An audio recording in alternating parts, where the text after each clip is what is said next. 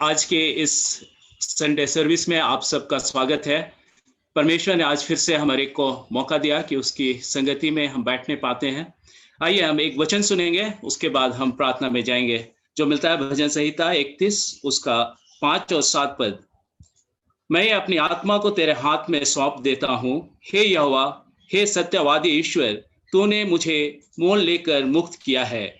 जो व्यर्थ बातों पर मन लगाते हैं उनसे मैं घृणा करता हूँ, परंतु मेरा भरोसा यहोवा ही पर है। मैं तेरी करुणा से मगन और आनंदित हूँ, क्योंकि तूने मेरे दुख पर दृष्टि की है। मेरे कष्ट को स्मरण कर तूने मेरी सुधि ली है। आइए हम प्रार्थना करें। हे हमारे सर्वशक्तिमान ईश्वर दयालु पिता, हम फिर से तेरे पास आते हैं। धन्यवाद देते प्रभु जी इस सुंदर समय के लिए कि आप प्रभु जी हम सब एक साथ इस ऑनलाइन माध्यम से प्रभु जी आपकी स्तुति और आराधना के लिए एकत्र हो पाते हैं। हाँ प्रभु जी, हम हर एक जन आपके पास आकर अपने अपने आत्माओं को तेरे हाथों में सौंपते हैं। प्रभु जी हम हर एक को तू तैयार कर। हाँ प्रभु जी, हमारे एक मनों और हृदयों को तैयार करके हम सब मिलकर सिर्फ और सिर्फ आपकी स्तुति और आराधना करने के लिए अपने आप को तैयार करने पाए। हाँ प्रभु जी, हम हर एक का जीवन आपको ग्रहण योग्य होने पाए। हाँ प्रभु जी, हम तमाम आशीषों के लिए, तमाम बरकतों के लिए, तमाम सुरक्षाओं के लिए जो तूने हम हर एक के साथ इस पिछले एक सप्ताह में हमारे साथ किया है प्रभु जी, हम उसके लिए धन्यवाद देते हैं। हाँ प्रभु जी, हमारे किरण प्रभु जी आपने धन्यवादी मन को लेकर तेरे हाथों पर अर्पित करते हैं। होने दे प्रभु जी कि आज जब हम मिलकर आपकी स्तुति आराधना करना चाहते हैं, आपके वचनों को सुनना चाहते हैं, हाँ प्रभु जी हर एक में आपकी अगुवाई हो, और होने दे प्रभु जी की हर एक बातों के द्वारा सिर्फ और सिर्फ आपको महिमा मिलने पाए। इसलिए प्रभु जी इस आराधना को संपूर्ण रूप से हम आपके हाथों में सौंपते हैं। हाँ प्रभु जी, इसमें जो भी इस वक्त टेक्निकल चीजें हैं प्रभु जी, चाहे वो ऑनलाइन माध्यम है प्रभु जी, इसको हम तेरे हाथों में सौंपते हैं। शैतान के हर एक रुकावटों को प्रभु जी यीशु के नाम से दूर कर कि हम सब मिलकर प्रभु जी एक साथ आपकी स्तुति और आराधना और आपके वचनों से सीखने पाए, और इसके द्वारा प्रभु जी आपको हम सब मिलकर महिमा देने पाए। इस निमित्त हर एक बातों को आपके हाथों में सौंपते हुए ये प्रार्थना त्राण करता यीशु मसीह के नाम से मांगते हैं, तो सुन और स्वर्ग के राज में ग्रहण कर, आमीन। अभी हम अपनी आराधना की किताब में जाएंगे। हे प्रभु, हमारे होठों को खोल दीजिए तो हम आपकी स्तुति करेंगे। हे प्रभु, हम प्रातःकाल आपसे ही प्रार्थना करते हैं, आप हमारी पुकार अवश्य सुनेंगे। परमेश्वर पिता, हमारे सृष्टिकर्ता की महिमा हो, उसके पुत्र हमारे मुक्तिदाता की महिमा हो, उसकी आत्मा हमें पवित्र करने वाले की महिमा हो, जैसे आदि में थी, अब है और सदा युग युगांत होती रहेगी, आमीन। हे सर्वसामर्थी प्रभु परमेश्वर, आप पवित्र पवित्र पवित्र हैं। स्वर्ग और पृथ्वी आपके ऐश्वर्य से परिपूर्ण है, परम धाम में आपकी स्तुति हो।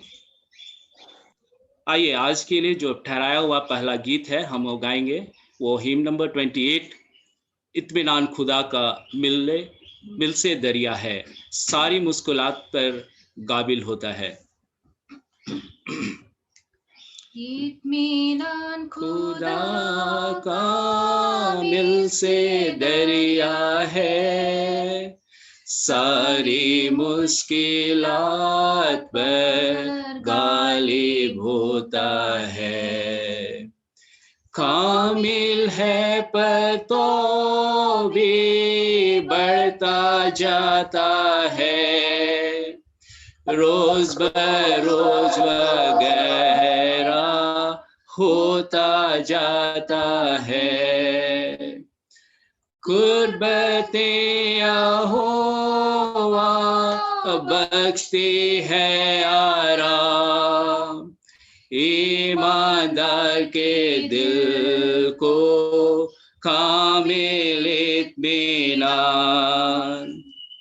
उसके हाथ के नीचे मिलती है पनाह, हमलों से शैतान के कामिल आराम गाह। कुल्फत और बेचैनी दिल से जाती है, और नजदीक घबराहट नहीं आती है। कुर्बते यहोवा बख्शती है आराम, ईमानदार के दिल को कामिल इत्मीनान।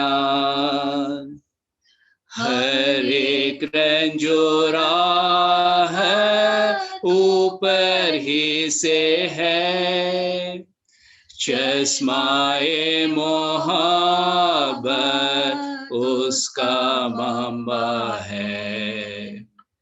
आपको उसे सौंप दे, वह है मददगार, वही ईमानदार को देता है करार। कुर्बते यहोवा बख्शती है आराम, ईमानदार के दिल को कामिल इत्मीनान। अभी हमारे बीच में रिस्पॉन्सिव रीडिंग पढ़ा जाएगा जो मिलता है भजन संहिता 15। उसको हम बारी बारी से पढ़ेंगे। इसमें हमारी अगुवाई मिसेस सालिनी करेगी।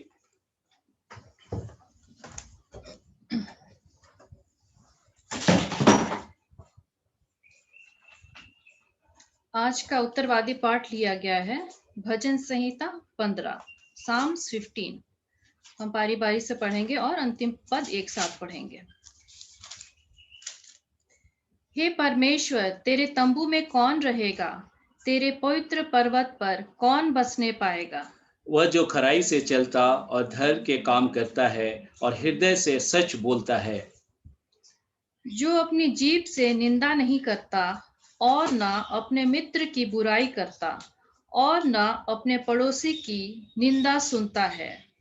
वह जिसके दृष्टि में निकम्मा मनुष्य तुच्छ है और जो यहोवा के डरवैयों का आदर करता है, जो शपथ खाकर बदला नहीं चाहने हानि उठानी पड़े। अंतिम पद एक साथ। जो अपना रुपया ब्याज पर नहीं देता और निर्दोष की हानि करने के लिए घूस नहीं लेता, जो कोई ऐसी चाल चलता है वह कभी ना डगमगाएगा। यहाँ तक ये परमेश्वर का वचन है। परमेश्वर का धन्यवाद हो।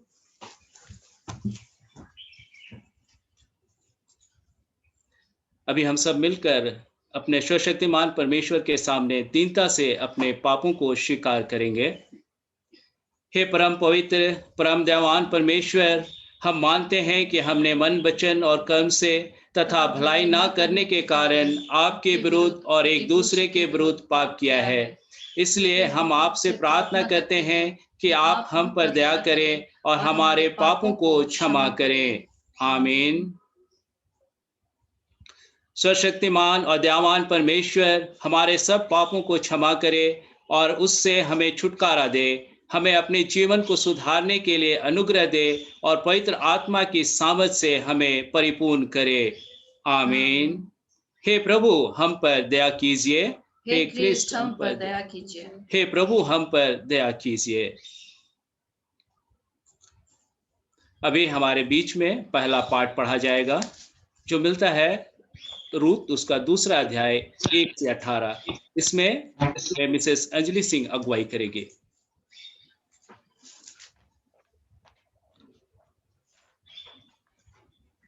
पहला पाठ वचन लिया गया है पुराने नियम से, रूत की किताब उस दूसरा अध्याय 1 से 18 पद तक। नओमी के पति एलीमेलेक के कुल में उसका एक बड़ा धनी कुटुंबी था जिसका नाम बोअज था।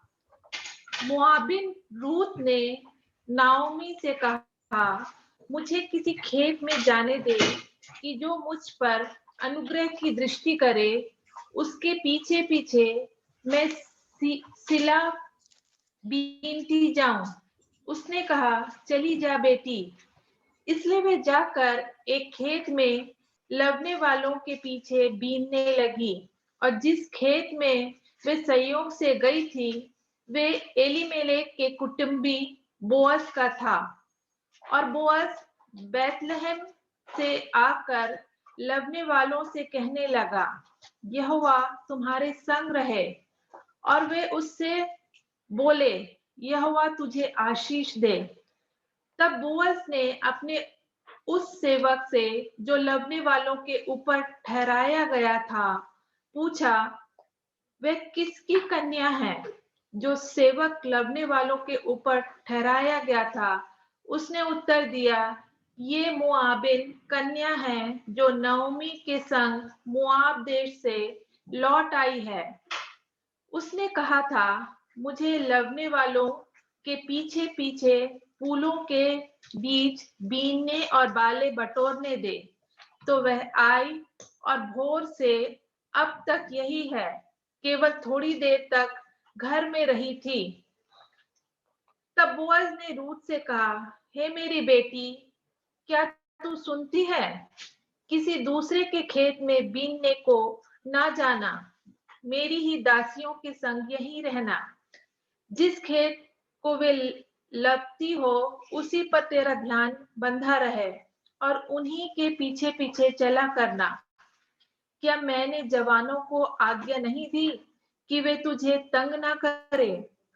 और जब जब तुझे प्यास लगे तब तब तू बर्तनों के पास जाकर पानी पीना जिसे जवान लोग भरते हैं।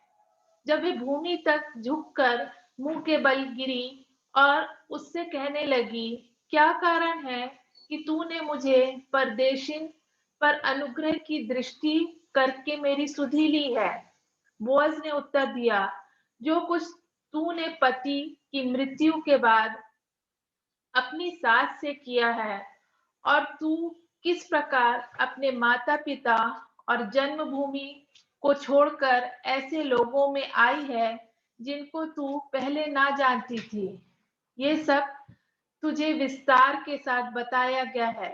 यहोवा तेरे कार्य का फल दे, और इस्राएल का परमेश्वर यहोवा जिसके पंखों तले तू शरण लेने आई है तुझे पूरा बदला दे।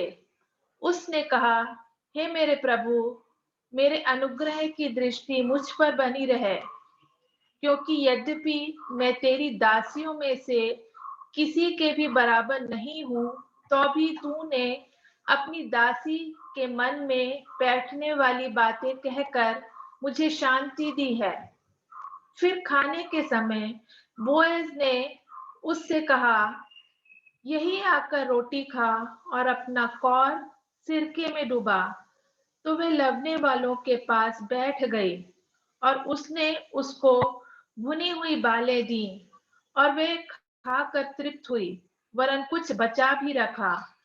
जब वे बीनने को उठी तब बोअज ने अपने जवानों को आज्ञा दी, उसको फूलों के बीच बीच में से भी बीनने दो और दोष मत लगाओ, वरन मुट्ठी भर जाने पर कुछ कुछ निकाल कर गिरा भी दिया करो, और उसके बीनने के लिए छोड़ दो और उसे घुड़को मत। अतः वे सांझ तक खेत में बीनती रही। तब जो कुछ बीना था उसे फटका और वे कोई एपा भर जौ निकला। तब वे उसे उठाकर नगर में गई और उसकी सास ने उसका बीना हुआ देखा, और जो कुछ उसने तृप्त होकर बचाया था उसको उसने निकाल कर अपनी सास को दिया। यहाँ तक कि परमेश्वर का वचन है। परमेश्वर का धन्यवाद। परमेश्वर का धन्यवाद। अभी हमारे बीच में दूसरा पाठ पढ़ा जाएगा जो मिलता है प्रेरितों के काम उसका 9वां अध्याय 36 पद से लेकर 43 पद तक। Act chapter 9 verse 36 to 43। इसमें हमारी अगुवाई मिस्टर सिद्धार्थ करेंगे।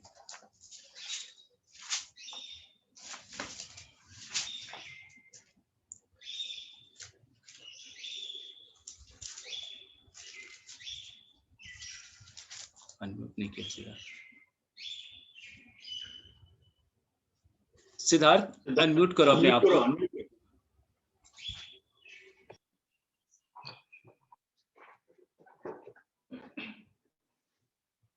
सिद्धार्थ,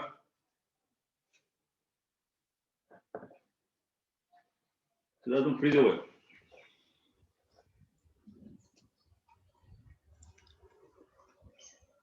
सिद्धार्थ अजय भाई लुद्दा याफा के निकट था।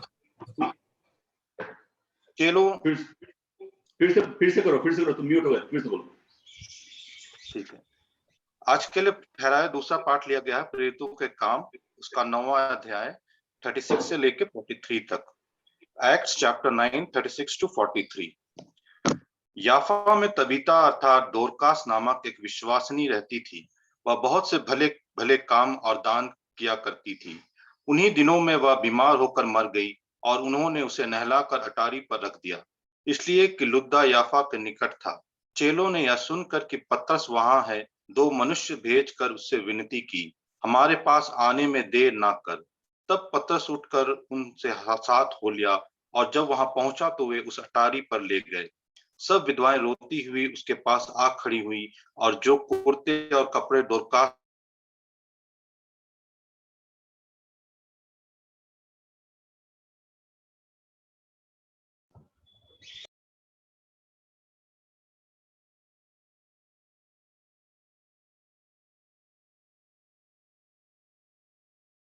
पवित्र लोगों और विधवाओं को बुलाकर उसे जीवित दिखा दिया। यह बात सारे याफा में फैल गई और बहुतेरों ने प्रभु पर विश्वास किया। और पतरस याफा में शमौन नामक किसी चमड़े का धंधा करने वाले के यहाँ बहुत दिन तक रहा। यहाँ तक क्या परमेश्वर का वचन है। परमेश्वर का धन्यवाद हो। अभी हम लोग सब प्रेज एंड वर्शिप में जाएंगे और इसमें असीम और यूनिस हमारी अगुवाई करेंगे। असीम, यूनिस।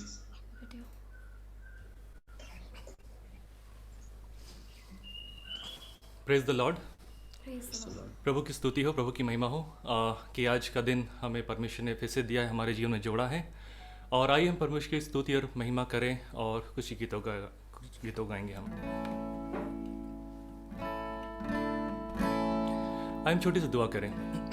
हमारे महान जीवित पवित्र प्रभु जी, आपके चरणों के पास आते हैं प्रभु और धन्यवाद देते हैं प्रभु इस समय के लिए जैसे आपने हमारे जीवन में जोड़ा है खुदा यीशु मसीह। पिता, इन सारी बातों के लिए हम आपको धन्यवाद करते हैं प्रभु जी।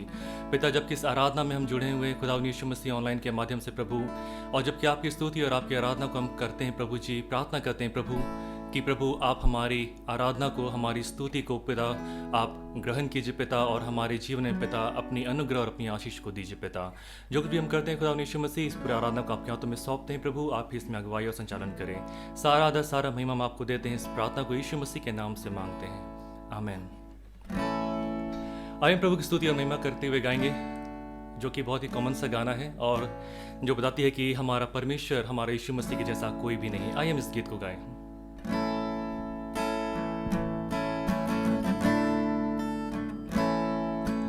यीशु मसीह तेरे जैसा है कोई नहीं, तेरे चरणों में झुके आसमां और महिमा गाए ज़मीं। यीशु मसीह तेरे जैसा है कोई नहीं, तेरे चरणों में झुके आसमां और महिमा गाए ज़मीं। हम गाए हो सना, तू राजाओं का है राजा, तेरी महिमा होवे सदा। तू है प्रभु हमारा खुदा। हम गाए हो सना, तू राजाओं का है राजा, तेरी महिमा होवे सदा। तू है प्रभु हमारा खुदा।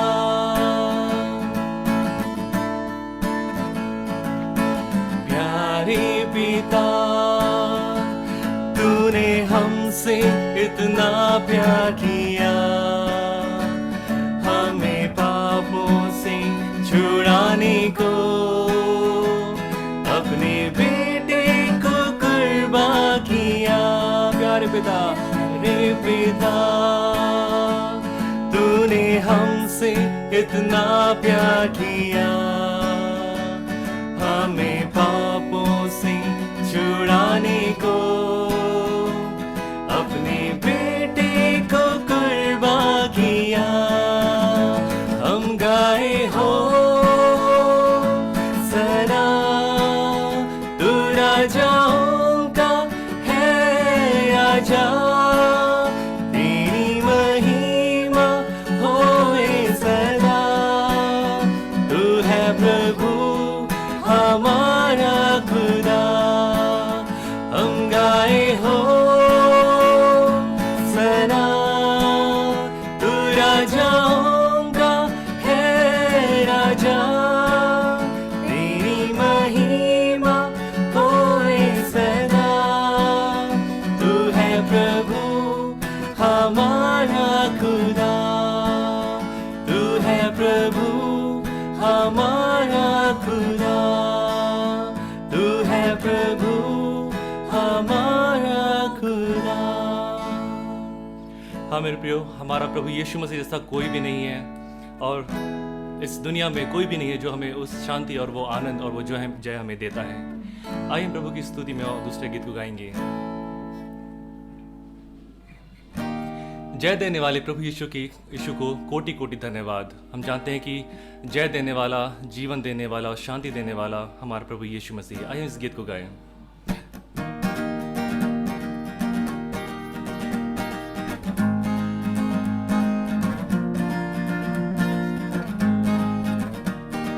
जय देने वाले प्रभु यीशु को कोटि कोटि धन्यवाद। जीवन देने वाले प्रभु यीशु को जीवन भर धन्यवाद। जय देने वाले प्रभु यीशु को कोटि कोटि धन्यवाद। जीवन देने वाले प्रभु यीशु को जीवन भर धन्यवाद। यीशु जिंदा है, वो आने वाला है। यीशु जिंदा है, वो आने वाला है। हालेलुया हालेलुया गाएंगे, आत्मा से भरकर गाएंगे। हालेलुया हालेलुया गाएंगे, आत्मा से भरकर जाएंगे। चंगा करने वाले, चंगा करने वाले प्रभु यीशु को कोटि कोटि धन्यवाद। जीवन देने वाले प्रभु यीशु को जीवन भर धन्यवाद। चंगा करने वाले, चंगा करने वाले प्रभु यीशु को कोटि कोटि धन्यवाद। जीवन देने वाले प्रभु यीशु को जीवन भर धन्यवाद। यीशु जिंदा है, वो आने वाला है। यीशु जिंदा है, वो आने वाला है। हालेलुया हालेलुया गाएंगे, आत्मा से भरकर गाएंगे। हालेलुया हालेलुया गाएंगे, आत्मा से भरकर गाएंगे।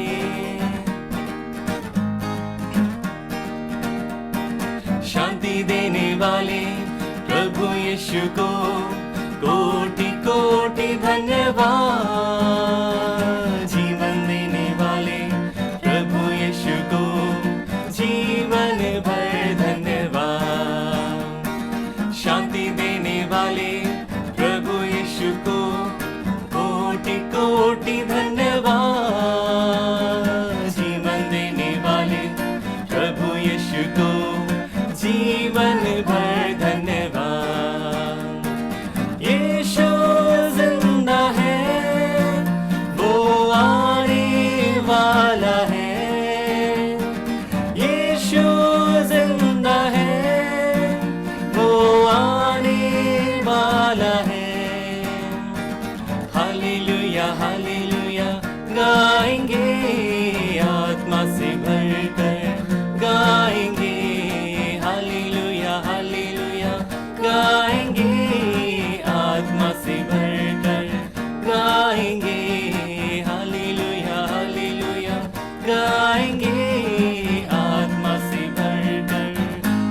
गाएंगे। प्रभु के नाम की स्तुति हो, प्रभु की महिमा हो। जब इस कठिन समय में हम देखते हैं कि चारों तरफ त्राही त्राही मची हुई है और हम ये विश्वास करने पे ये मजबूर हो जाते हैं कि हम प्रभु यीशु मसीह के बिना कुछ भी नहीं है और हमारे जीवन में हमारी कोई भी सामर्थ नहीं है और हम मनुष्य जाति इतने असहाय हैं कि हमारी सारी शक्ति विफल हो जाती है और यही हमें समझ में आता है कि प्रभु यीशु मसीह के बिना हम कुछ भी नहीं है। आइए हम तीसरे गीत को गाएंगे।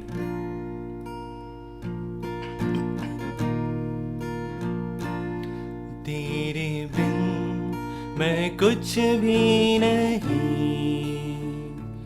तेरे बिन मैं कुछ भी नहीं,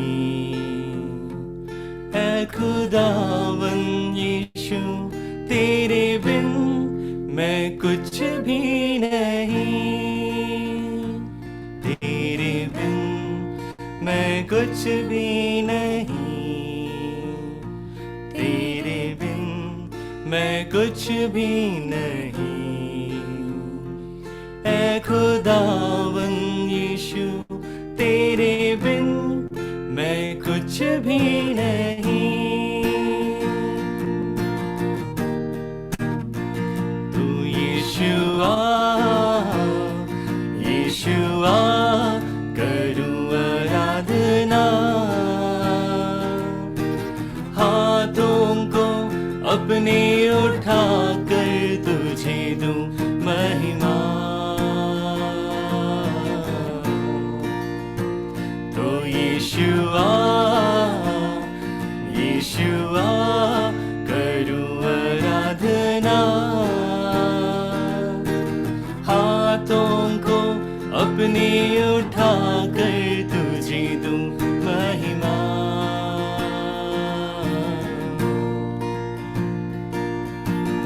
खाली हूँ भर दे प्रभु, खाली हूँ भर दे मुझको, है दुआ तुझसे, है दुआ तुझसे, कुछ भी मैं नहीं हूँ बिना तेरे, खाली हूँ भर दे मुझको, है दुआ तुझसे, है दुआ तुझसे, कुछ भी मैं नहीं हूँ बिना तेरे। तो यीशुआ यीशुआ करूं आराधना, हाथों को अपने उठा कर तुझे दूं महिमा। तो यीशुआ यीशुआ करूं आराधना, हाथों को अपने उठा कर तुझे दूं महिमा।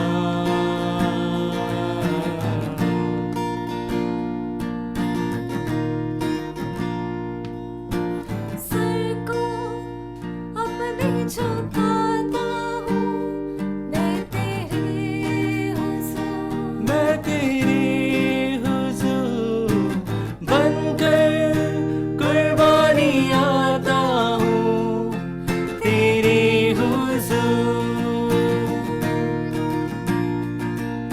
सर को अपने झुकाता हूँ मैं तेरे हुज़ूर, मैं तेरे हुज़ूर बनकर कुर्बानी आता हूँ तेरे हुज़ूर। तो यीशुआ यीशुआ करूं आराधना,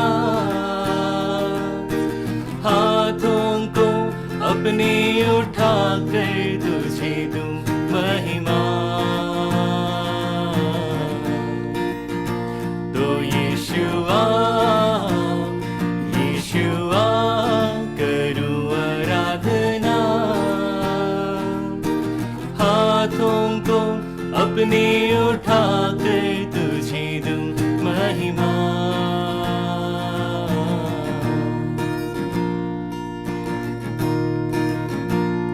हालेलुया प्रभु, आपकी स्तुति और प्रभु आपकी महिमा करते हैं खुदा यीशु मसीह। अपने हाथों को उठाकर खुदा यीशु मसीह आपको धन्यवाद करते हैं प्रभु जी, क्योंकि हम जानते हैं खुदा यीशु मसीह कि हमें कुछ भी सामर्थ नहीं। खुदा यीशु मसीह पिता, मनुष्य जाति एक घास के समान है खुदा यीशु मसीह, जो आज है और कल नहीं है खुदा यीशु मसीह। तो फिर भी प्रभु आप हमारी स्तुति लेते हैं प्रभु, आपको धन्यवाद करते हैं खुदा यीशु मसीह। प्रभु इस समय में पिता, हम अपने आप को आपके हाथों में सौंपते हैं प्रभु, आपके अनुग्रह और आपकी आशीष को चाहते हैं पिता, हम प्रत्येक के जीवन में खुदा यीशु मसीह। हाँ पिता, आपके अनुग्रह और आपकी दया की हमें ज़रूरत है खुदा यीशु मसीह। और इस विपट समय में खुदा यीशु मसीह आप ही हमारी सुधि लीजिए और आप ही हमारे सहारा है खुदा यीशु मसीह। प्रभु हर एक चीज़ों को पिता हम आपके हाथों में सौंपते हुए पिता, इस प्रार्थना को हम यीशु मसीह के नाम से मांगते हैं। दया सुनिए और स्व के राज्य में यीशु के नाम से ग्रहण कीजिए। आमीन। Praise the Lord. अभी हमारे बीच में सुसमाचार पाठ पढ़ा जाएगा, जो मिलता है यूहन्ना रचित सुसमाचार, उसका 21वां अध्याय 1 पद से लेकर 14 पद तक। इसमें हमें मिसेस यूनिस मिंज अगुवाई करेगी। आज का सुसमाचार पाठ वचन लिया गया है यूहन्ना उसका 21 अध्याय 1 से लेकर 14 पद तक। इसमें इस प्रकार लिखा हुआ है, इन बातों के बाद यीशु ने अपने आप को तिब्रियास झील के किनारे चेलों पर प्रकट किया और इस रीति से प्रकट किया, शमौन पतरस और थोमा जो दिदुमुस कहलाता है और गलील के काना नगर का नतनेल और जब्दी के पुत्र और उसके चेलों में से 2 और जन इकट्ठे थे। शमौन पतरस ने उनसे कहा, मैं मछली पकड़ने जा रहा हूँ। उन्होंने उससे कहा, हम भी तेरे साथ चलते हैं। अतः वे निकलकर नाव पर चढ़े, परंतु उस रात कुछ ना पकड़ा। भोर होते ही यीशु किनारे पर आ खड़ा हुआ, तो भी चेलों ने नहीं पहचाना कि यह यीशु है। तब यीशु ने उनसे कहा, हे बालकों, क्या तुम्हारे पास कुछ मछलियाँ हैं? उन्होंने उत्तर दिया, नहीं। उसने उनसे कहा, नाव की दाहिनी ओर जाल डालो तो पाओगे। अतः उन्होंने जाल डाला और अब मछलियों की बहुतायत के कारण उसे खींच ना सके। तब उस चेले ने, जिससे यीशु प्रेम रखता था, पतरस से कहा, यह तो प्रभु है। शमौन पतरस ने यह सुनकर कि वह प्रभु है, कमर में अंगरखा कस लिया, क्योंकि वह नंगा था, और झील में कूद पड़ा। परंतु दूसरे चेले डोंगी पर मछलियों से भरा हुआ जाल खींचते हुए आए। उन्होंने वे किनारे से अधिक दूर नहीं, पर कोई 200 हाथ पर थे। जब वे किनारे पर उतरे तो उन्होंने कोयले की आग और उस पर मछली रखी हुई और रोटी देखी। यीशु ने उनसे कहा, जो मछलियाँ तुमने अभी पकड़ी है उनमें से कुछ लाओ। तो शमौन पतरस ने डोंगी पर चढ़कर 153 बड़ी मछलियों से भरा हुआ जाल किनारे पर खींचा, और इतनी मछलियाँ होने पर भी जाल ना फटा। यीशु ने उनसे कहा, आओ भोजन करो। चेलों में से किसी को साहस ना हुआ कि उससे पूछे, तू कौन है? क्योंकि वे जानते थे कि यह प्रभु ही है। यीशु आया और रोटी लेकर उन्हें दी, और वैसे ही मछली भी। यह तीसरी बार है कि यीशु मरे हुओं में से जी उठने के बाद चेलों को दिखाई दिया। यहाँ तक ये परमेश्वर का वचन है। परमेश्वर का धन्यवाद हो। आज का वचन देने के लिए हमारे बीच में रेवरेंड सामुएल मल है। वो हमारे चर्च में बहुत ही परिचित हैं, उनका इंट्रोडक्शन का आवश्यकता नहीं है, और वो हमारे चर्च के एक फैमिली मेंबर्स की तरह ही हैं। मैं उनसे अनुरोध करूंगा कि आज का जो वचन है उसमें हमें लेके जाएं, identifying risen Lord in the work place. इस टॉपिक में वह हमसे बातें करेंगे। मैं उससे अनुग्रह करूंगा कि वो आए, आग्रह करूंगा कि वो आए और हमें अपने वचनों के द्वारा जो परमेश्वर हमसे बांटना चाहते हैं उसको शेयर करें। रेवरेंड सामुएल मल। Thank you very much. मैं आप सबका बहुत धन्यवादी हूँ कि मेरे को फिर से एक मौका दिया कि मैं आप सबसे रूबरू हो सकूं और अपने थॉट्स को, जो आज का टॉपिक है, उस टॉपिक में होकर मैं आपसे प्रभु के वचन को शेयर कर सकूं। इससे पहले कि हम अपनी आराधना में आगे बढ़ें, अपने सरमन में आगे बढ़ें, आइए हम अपने सरों को झुकाएंगे और दुआ मांगेंगे। सर्वसमर्थी अति दयालु महान परमेश्वर, हम आपके नाम का धन्यवाद करते हैं इस सुनहरे मौके के लिए जो आपने हमें दिया कि हम फिर से आपके पास आने वाले हो सकें और अपनी जिंदगियों का धन्यवाद देने वाले हो सकें। खुदावंद खुदा, खास तौर पर से हम आज की आराधना को आपके सामने रखते हैं। खुदावंद होने दे कि इस आराधना में आप मौजूद होने वाले हो सकें और होने दे खुदावंद कि आपकी मौजूदगी को हम महसूस करने वाले हो सकें। खुदावंद खुदा, हम किसी वजह से आज फिजिकली नहीं मिल पा रहे हैं क्योंकि कोविड के केसेस दोबारा से बढ़ रहे हैं। ऐसे वक्त में खुदावंद हम आपसे दुआ मांगते हैं कि जो ये पैंडेमिक है ये जल्द से जल्द ख़त्म होने वाला हो सके और हमसे जो भी हमारी रिस्पॉन्सिबिलिटीज़ बनती हैं इस पैंडेमिक में एक रिस्पॉन्सिबल बिहेवियर करने के लिए खुदावंद उसमें हमें आशीष दे ताकि हम वो हर काम सही तरीके से करने वाले हो सकें। खास तौर पर आज के वचन के लिए दुआ मांगते हैं। खुदावंद आज के वचन में आपकी आशीष होने वाली हो सके। खुदावंद हमें ऐसी समझ दे कि हम आपकी वचन की गहराई को समझने वाले हो सकें और आपके वचन के ऊपर सही तरीके से चलने वाले हो सकें। होने दे खुदावंद आज का जो वचन है वो फल लाने वाला हो सके और हमारी जिंदगियों के लिए एक ऐसी रोशनी बनने वाला हो सके जिससे हम खुद तो रास्ता देखें, दूसरों को भी रास्ता दिखाने वाले हो सकें। हम अपने आप को तेरे हाथ में देते हुए ये सब कुछ तेरे बेटे हम अपने खुदावंद यीशु मसीह के नाम से मांगते हैं, आमीन।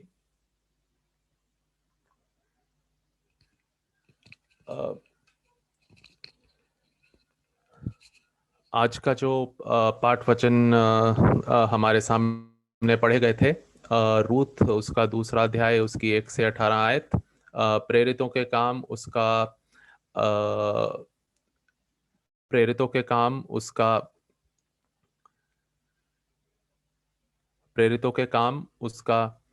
9 अध्याय उसकी 36 से 43 आयत तक और यूहन्ना की इंजील, यूहन्ना का सुसमाचार उसका 21 अध्याय 1 से 14 आयत तक। और इसके अकॉर्डिंगली जिस तरीके से बताया है, जिस टॉपिक पे आज हमारा sermon होगा वो है identifying the risen Lord at work place. तो मैं कोशिश कर रहा था कि मैं आइडेंटिफाइंग वर्ड को हिंदी में सही तरीके से किस तरीके से ट्रांसलेट करूं कि इसका मतलब क्या बनेगा। तो मैंने काफ़ी देखा, आप गूगल पे भी सर्च किया तो जो बहुत क्लोज ट्रांसलेशन है, क्योंकि ट्रांसलेशन कभी भी एग्जैक्ट नहीं होती, तो क्लोज ट्रांसलेशन है तो उसमें पहचानना लिखा है। तो अगर हम इस टाइटल को हिंदी में देखें तो वो हम इस तरीके से इसको देख सकते हैं कि अपने जीवन में हम उस परमेश्वर को जो मुर्दों में से जी उठा है अपने जिंदगी में उसकी पहचान कैसे करेंगे। और अगर आसान भाषा में हम इसको देखना चाहें कि वो परमेश्वर जो मुर्दों में से जी उठा है, जिसका पुनरुत्थान हो चुका है, हम उसको अपने जीवन में अब जहाँ पे हम काम करते हैं वहाँ पे हम उसको किस तरीके से पहचानेंगे। तो तो जो आज का जो sermon है वो आज के संदर्भ से बहुत ज्यादा जुड़ा है कि हमें आज के समय में सिर्फ प्रभु यीशु मसीह को पहचानना नहीं है, पर एक प्रभु यीशु मसीह की आइडेंटिटी है जिसको हमने पहचाना है। वो ये है कि वो एक ऐसा परमेश्वर है जो रिजन लॉर्ड है, मतलब मुर्दों में से जी उठा है। क्योंकि आज क्योंकि हमने ईस्टर में प्रभु यीशु मसीह की रेजरेक्शन को सेलिब्रेट किया था, तो आज तो रेजरेक्शन के बाद जो कुछ संडे होते हैं तो उसमें हम रेजरेक्शन के ऊपर, ईस्टर के बाद जो 2-3 संडे होते हैं उसके ऊपर हम रेजरेक्शन के ऊपर बहुत ज्यादा ध्यान देते हैं। तो आज का भी जो हमारा सर्मन टाइटल है वो यही बताता है कि उस परमेश्वर को जो मुर्दों में से जी उठा है, हम किस तरीके से अपने जीवन में उसको पहचान सकते हैं। Identifying the risen Lord in our work place. ऐसे सिर्फ घर में नहीं, वर्क प्लेस, ये वर्ड बहुत ज्यादा जरूरी है। वर्क प्लेस दैट मीन्स हम कहीं पे भी हों, कोई भी काम कर रहे हों, वहां पे हम प्रभु यीशु मसीह को जो मुर्दों में से जी उठा है उसको किस तरीके से पहचानते हैं। और यहाँ पर हमने जो यूहन्ना में से यूहन्ना सुसमाचार में से हमारे सामने पढ़ा गया, तो यहाँ पर हम देखते हैं कि रेजरेक्शन के बाद ये प्रभु यीशु मसीह अपने चेलों से 2-3 बारी मिलते हैं, और उनमें से एक ये भी जो इंसिडेंट है जो हमें दिखाई देता है कि पुनरुत्थान के बाद प्रभु यीशु मसीह अपने चेलों से मिलने वाले हुए। इससे पहले भी अगर हम देखेंगे यूहन्ना 20 अध्याय में, वहां पर भी प्रभु यीशु मसीह अपने चेलों से मिलते हैं, क्योंकि क्रूसिफिक्शन के बाद जो चेले थे वो बहुत डरे हुए थे, तो वो छुप के बैठे हुए थे। उनको डर था कि कहीं उनको भी ना पकड़ लिया जाए और फिर उनको भी क्रूस पे ना चढ़ा दिया जाए, तो वो डर के बैठे हुए थे। और हम देखते हैं कि जो यूहन्ना 20 अध्याय में उसकी 19 से 23 आयत में हम देखते हैं कि ऐसे डरे हुए डिसाइपल्स के पास प्रभु यीशु मसीह जाते हैं, फिर क्या कहते हैं, उनको स्ट्रेंथन करते हैं, उनको आशीष देते हैं और कहते हैं कि मैं तुम्हें पवित्र आत्मा का दान देता हूं, डरो मत और तुम जाओ मेरी सेवा करो। ये पिछले चैप्टर में अब यूहन्ना 20 अध्याय उसकी 19 से 23 आयत में कहते हैं। और यहाँ पर 21 अध्याय में हम देखते हैं कि प्रभु यीशु मसीह ने जो उनको कहा था कि उनको आशीष दी थी, उन्हें पवित्र आत्मा का दान दिया था कि तुम जाओ मेरी सेवा करो, तो यहाँ पे वो तो सेवा तो कर नहीं रहे थे, पर वो कुछ और ही कर रहे थे। वो कह रहे थे चलो हम मछली पकड़ने चलते हैं। सो बिल्कुल उसके ऑपोजिट, जो प्रभु यीशु मसीह ने उनको पिछले चैप्टर में कहा था, उनको आशीष दी थी, उनको पवित्र आत्मा का दान दिया था कि तुम जाओ मेरी सेवा करो, पर यहाँ पे वो कुछ और ही कर रहे थे। मतलब अभी इस सेवा में जो मिशन का काम था उन्होंने अभी शुरू नहीं किया था, पर वो अभी फिशिंग करने जा रहे थे। तो बिल्कुल ऑपोजिट है जो परमेश्वर ने उनको कहा था और जो अभी कर रहे थे। और यहाँ पर जो है जो इंसिडेंट है वो लेक तिब्रियास उसको कहा गया है, इसको हम सी ऑफ गैलिली भी बोलते हैं। और यहाँ पर हम देखते हैं कि डिसाइपल्स जो हैं, प्रभु यीशु मसीह के जो चेले हैं, वो फिशिंग मतलब मछली पकड़ने जा रहे हैं। और प्रभु यीशु मसीह के जो चेले थे वो प्रोफेशनल फिशरमैन थे, मतलब ये उनका काम था। इससे वो आई मीन पैसे कमाते होंगे, इससे वो अपना खाना वगैरह चलाते होंगे, बिकॉज वो प्रोफेशनल फिशरमैन थे, उनका काम मछली पकड़ने का ही था। और यहाँ पर जब वो फिशिंग मछली नहीं पकड़ पाते हैं और थोड़ी डिसअपॉइंटमेंट उनके हाथ में आती है, तो ये एक ऐसा मौका बन जाता है जहाँ पे प्रभु यीशु मसीह अपना एक और मिरेकल दिखाते हैं। तो पोस्ट रेजरेक्शन, पुनरुत्थान के बाद प्रभु यीशु मसीह का ये भी एक मिरेकल था। उसकी लाइफ में तो उसने बहुत ज्यादा मिरेकल्स किए थे, बट ये पोस्ट रेजरेक्शन मतलब पुनरुत्थान के बाद का एक मिरेकल था। और ये मिरेकल कभी भी परमेश्वर ने कोई भी मिरेकल किया है वो किसी ना किसी मकसद से किया है, कुछ ना कुछ सिखाने के लिए किया है। सिर्फ ऐसे मिरेकल नहीं कर दिया। अगर किसी को मुर्दों में से जिलाया है, उसके पीछे कोई एक मकसद था। किसी को चंगाई दी है, उसके पीछे एक मकसद था। जैसे कि वो औरत जिसको 12 साल लहू बहने की बीमारी थी, जब उसको चंगा किया तो उसको बस ऐसे नहीं छोड़ दिया कि हाँ तू चंगी हुई है। उसको कहा कि हाँ तू चंगी हो गई है, अब तू जा वापस जहां पर तू रहती थी अपने परिवार के साथ, अपने शहर में, वहां जाकर वापस रह। क्योंकि तब बीमारों को पूरी सोसाइटी से बाहर निकाल दिया जाता था।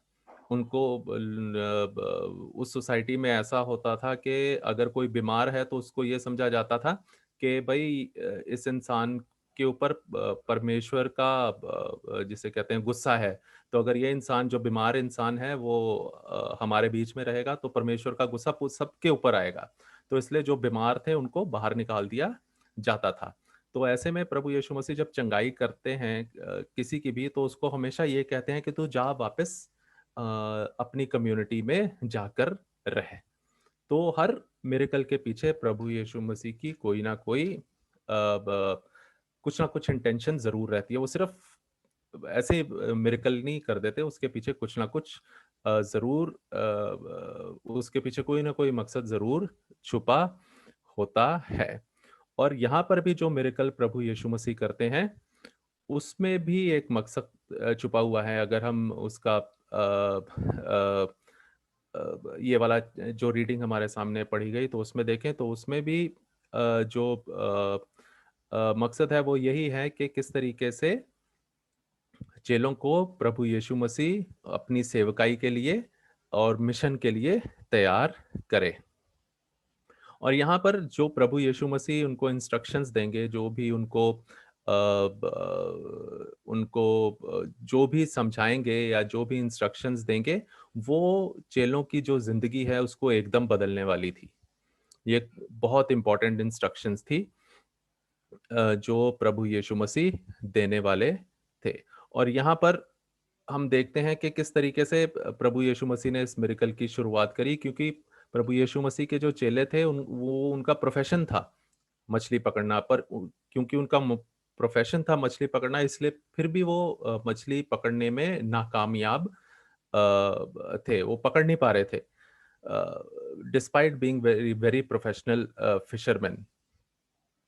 और यहाँ पर हम देखते हैं कि प्रभु यीशु मसीह किस तरीके से उनको बताते हैं कि बस डायरेक्शन चेंज करने के लिए कहते हैं कि तुम इधर ना डालो, बस इधर डाल दो तो तुम मछली पकड़ लोगे। और वो प्रभु यीशु मसीह की बात मानते हैं और वो खूब सारी मछली पकड़ने वाले होते हैं। और ये एक ऐसे स्टेज बन जाती है जहां पर प्रभु यीशु मसीह अपना ये पोस्ट रेजरेक्शन पुनरुत्थान के बाद वाला मिरेकल करते हैं। और यहाँ पर प्रभु यीशु मसीह जो हैं वो अपने चेलों के लिए एक जिसे कहते हैं उनको खाने पे बुला रहे हैं, है ना। हम भी बहुत जैसे अपने फ्रेंड्स फैमिलीज के लिए मील होस्ट करते हैं, तो हम बुलाते हैं कि आओ आप हमारे घर खाने के लिए, तो हम उनके होस्ट बनते हैं। तो प्रभु यीशु मसीह ने 2 बारी अपने चेलों के लिए मील जो थी उसके होस्ट बने थे। पहली मील जो थी वो क्रूसिफिक्शन से पहले थी अपर रूम में, जहां पर हमें प्रभु भोज की स्थापना प्रभु यीशु मसीह ने करी थी। एक वो मील थी जहां पे प्रभु यीशु मसीह ने अपने चेलों को होस्ट किया था। और वहां पर प्रभु यीशु मसीह ने ये बताया था कि भाई किस तरीके से किस तरीके से जो एस्टैब्लिशमेंट है, जो उस समय की सत्ता है, किस तरीके से वो प्रभु यीशु मसीह के ऊपर प्रभु यीशु मसीह किस तरीके से पकड़वाए जाएंगे और किस तरीके से उनके ऊपर इल्जाम लगाए जाएंगे, किस तरीके से वो अपनी जो जीवन है उसको सैक्रिफाइस उनको करना पड़ेगा। तो पहली मील से उन्होंने ये बताया था। पहली मील जो थी वो प्रभु यीशु मसीह की क्रूसिफिक्शन की तरफ इशारा करती थी कि प्रभु यीशु मसीह जो हैं वो क्रूस पर चढ़ाए जाएंगे। और ये जो मील है जो प्रभु यीशु मसीह यहाँ पर अपने चेलों के लिए खाना बना रहे हैं, इस मील की जो इंटेंशन है वो एकदम फर्क है। यहाँ पर चेलों को ये बताया जाएगा कि किस तरीके से वो एक ऐसे प्रभु का जो मुर्दों में से जी उठा है, जिसका पुनरुत्थान हो चुका है, किस तरीके से उसके विटनेस बनेंगे। सो दोनों मील्स में जो प्रभु यीशु मसीह ने होस्ट करी थी, दोनों की इंटेंशंस जो हैं वो एकदम फर्क हैं। तो यहाँ पर प्रभु यीशु मसीह अपने चेलों को ये बताएंगे कि किस तरीके से वो एक रेजरेक्टेड परमेश्वर के गवाह बनने वाले हो सकेंगे। और यहाँ पर इस जो भी हमारे पास 3 टेक्स्ट पढ़े गए, मैं तीनों टेक्स्ट को थोड़ा थोड़ा टच करूंगा। उसके अकॉर्डिंगली जो हमारा उससे 3 पॉइंट मैं आपको बताऊंगा, जिससे कि हम उस परमेश्वर की पहचान कर सकते हैं अपनी जिंदगियों में जो मुर्दों में से जी उठा है। How we can identify the risen Lord in our work place. सबसे पहली जो चीज है वो हमें ये समझना है, सबसे पहली बात जो बहुत इंपॉर्टेंट है कि प्रभु यीशु मसीह की जो रेजरेक्शन है, पुनरुत्थान है, हमें उसे किस तरीके से समझना चाहिए, क्योंकि रेजरेक्शन तो 2000 साल पहले हो गई थी। अब आज के समय में हम उस रेजरेक्शन को कैसे समझ सकते हैं? प्रभु यीशु मसीह की रेजरेक्शन को समझने के लिए उसका जीवन और उसकी जो क्रूस है वो बहुत ज्यादा इंपॉर्टेंट होते हैं। हम रेजरेक्शन को ऐसे नहीं समझ सकते। रेजरेक्शन को समझने के लिए जो बहुत ज्यादा जरूरी है, पहले हमें प्रभु यीशु मसीह की लाइफ और प्रभु यीशु मसीह की क्रॉस को समझना बहुत ज्यादा जरूरी है। इनके बिना हम रेजरेक्शन को नहीं समझ सकते, क्योंकि रेजरेक्शन को समझना बहुत ज्यादा जरूरी है। क्योंकि हम थियोलॉजी में जिस तरीके से पढ़ते हैं, जो क्रूसिफिक्शन थी, प्रभु यीशु मसीह का क्रूस पर चढ़ाया जाना, वो एक हिस्टोरिकल इवेंट था। अब एक इवेंट को हिस्टोरिकल इवेंट क्यों कहते हैं? कैसे कहते हैं कि लोगों ने देखा था, लोगों ने देखा था, लोग उसके आई विटनेस थे, तो वो चीज जो थी वो हिस्टोरिकल बनने वाली हो सकी। तो क्रूसिफिक्शन के देखने वाले भी बहुत लोग थे, किस तरीके से उसको क्रूस पे चढ़ाने की विधि हुई, किस तरीके से उसकी फर्क फर्क जगहों पे पेशियां हुई, तो वो हिस्टोरिकल इवेंट था। रेजरेक्शन ऐसा हिस्टोरिकल इवेंट क्योंकि उसका कोई गवाह नहीं है। ऑफ कोर्स जब प्रभु यीशु मसीह मुर्दों में से जी उठे थे तब उसको लोग पहचानने वाले हुए, पर ऐसी कोई हिस्टोरिकल इवेंट नहीं है जिसमें लोगों ने देखा होगा कि प्रभु यीशु मसीह का पुनरुत्थान हो रहा है। इसलिए हमें जब रेजरेक्शन को समझते हैं, इसका मतलब ये नहीं है कि रेजरेक्शन हिस्टोरिकल नहीं है, बट रेजरेक्शन की जो हिस्टोरिकल वैलिडिटी है वो हमें प्रभु यीशु मसीह की जिंदगी और उसके क्रूस से पता चलती है। क्योंकि रेजरेक्शन ही एक ऐसी चीज थी जिसने प्रभु यीशु मसीह के डिसाइपल्स थे, उनका एटीट्यूड एकदम चेंज कर दिया। प्रभु यीशु मसीह की मृत्यु के बाद डिसाइपल्स डरे हुए थे, एक कमरे में छुपे हुए थे, उनको लग रहा था कि बस अब उनकी जिंदगी भी खत्म हो गई। पर रेजरेक्शन के बाद ये डर एकदम मिशन में चेंज हो गया। जो प्रभु यीशु मसीह के चेले थे वो एकदम मिशनरी बन गए। और यहाँ पर जो प्रभु यीशु मसीह मिरेकल कर रहे हैं, उससे वो एक बहुत इंपॉर्टेंट लेसन जो है वो अपने डिसाइपल्स को सिखाना मांगते हैं। तो इसलिए रेजरेक्शन को समझने के लिए प्रभु यीशु मसीह का जीवन और उसकी जो क्रूस पे उसने मृत्यु स्वीकार करी, वो बहुत ज्यादा इम्पोर्टेंट हो जाता है। क्योंकि प्रभु यीशु मसीह की डेथ और रेजरेक्शन, प्रभु यीशु मसीह की मृत्यु और पुनरुत्थान, जिस तरीके से हमने गुड फ्राइडे पे देखा था, ये एक ही इवेंट है। ये इस इवेंट के द्वारा प्रभु यीशु मसीह ने जो साल्वेशन है वो सबको दे दी है। Salvation is for everyone. वो सिर्फ किसी चुने हुओं के लिए साल्वेशन नहीं है। क्योंकि पुराने नियम में हम देखते हैं कि प्रभु यीशु जो परमेश्वर यहोवा है वो बेसिकली सिर्फ इज़राइल एक ऐसा नेशन है जिसके साथ साथ जिसको एक ऐसी कम्युनिटी बनाना चाहता था परमेश्वर, जिससे लोग देख सकें कि भाई ये जो कम्युनिटी है इसमें परमेश्वर रहता है। बट जब उसने प्रभु यीशु मसीह को भेजा तो उसने अपने मिशन को और बड़ा कर दिया, ना सिर्फ इजरायली बट सब लोग। और यहाँ पर हम देखते हैं जब प्रभु यीशु मसीह की डेथ और रेजरेक्शन है, इससे जो साल्वेशन है ये सबको दे दी जाती है। और इसका मतलब ये है कि प्रभु यीशु मसीह की डेथ और रेजरेक्शन जो है ये हमारे जीवन में बहुत ज्यादा इंपॉर्टेंट है, क्योंकि ये हमारे जीवन को सिर्फ बदलती नहीं है, इस हमारे जीवन को एकदम ट्रांसफॉर्म कर देती है। एक तो बदलाव होता है ना, नॉर्मल सा बदलाव, एक ट्रांसफॉर्मेशन होती है, मतलब एकदम से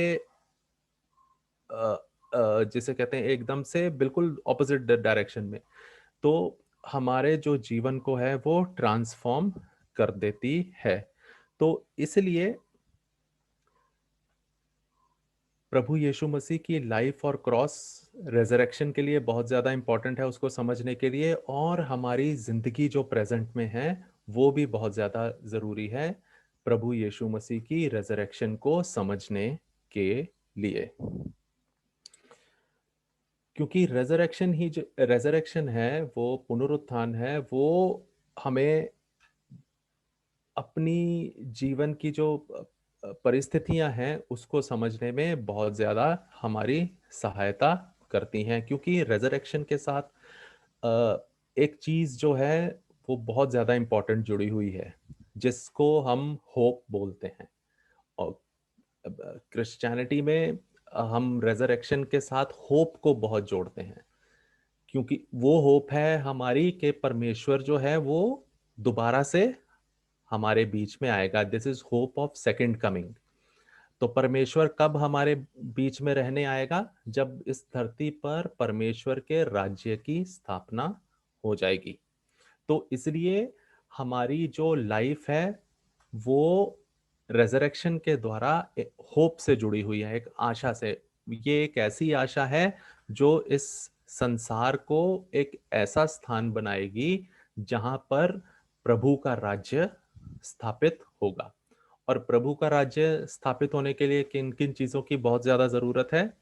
न्याय की बहुत ज्यादा जरूरत है, इक्वालिटी बहुत ज्यादा इंपॉर्टेंट है, ताकि ये जो धरती है वो इस तरीके की बन जाए कि जिस तरीके की परमेश्वर इसको बनाना चाहता था। तो जब प्रभु यीशु मसीह ने मिरेकल्स किए तो उसके पीछे हमेशा यही इंटेंशन थी कि वो एक समाज को ऐसा समाज बनाए जिसमें सब बराबरी से जीने वाले हो सकें, सब बराबरी से भी जीने वाले हो सकें, और सबको न्याय भी मिलने वाला हो सके।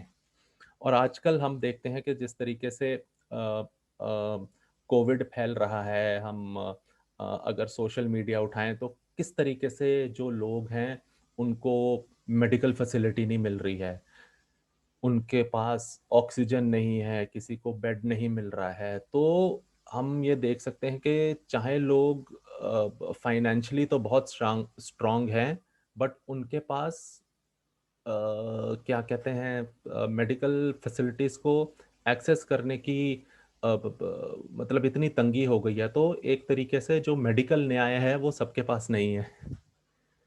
न्याय मतलब न्याय हमेशा जो है हमेशा उसके नजरिए से देखा जाता है जिसके खिलाफ कोई गुनाह किया गया है। तो हमेशा जो न्याय है वो हमेशा विक्टिम के पर्सपेक्टिव से देखा जाता है।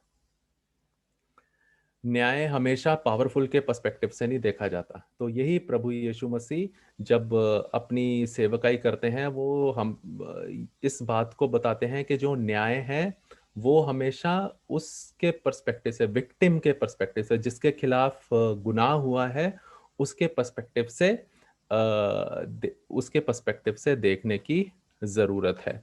तो इसलिए परमेश्वर प्रभु यीशु मसीह की जो लाइफ थी वो एक ऐसी लाइफ थी जिसके द्वारा वो सबको बहुतायत की जिंदगी देना चाहता था, हमेशा की जिंदगी। और हमेशा की जिंदगी देने के लिए प्रभु यीशु मसीह ने काम किया। तो रेजरेक्शन हमें ये बताती है कि रेजरेक्शन हमें उस बहुतायत की जिंदगी की तरफ पॉइंट करती है जो परमेश्वर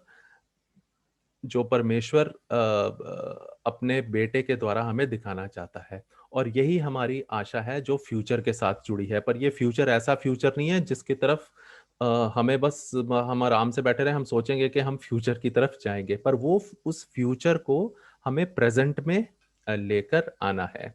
दूसरी बात जो मैं आपको बताना चाहता हूं वो ये है, पहली बात से जुड़ी है कि हमें रेजरेक्शन को प्रेजेंट में समझने की ज़रूरत है। हमारी ज़िंदगियों में आज के मौके में जिस तरीके से हम सब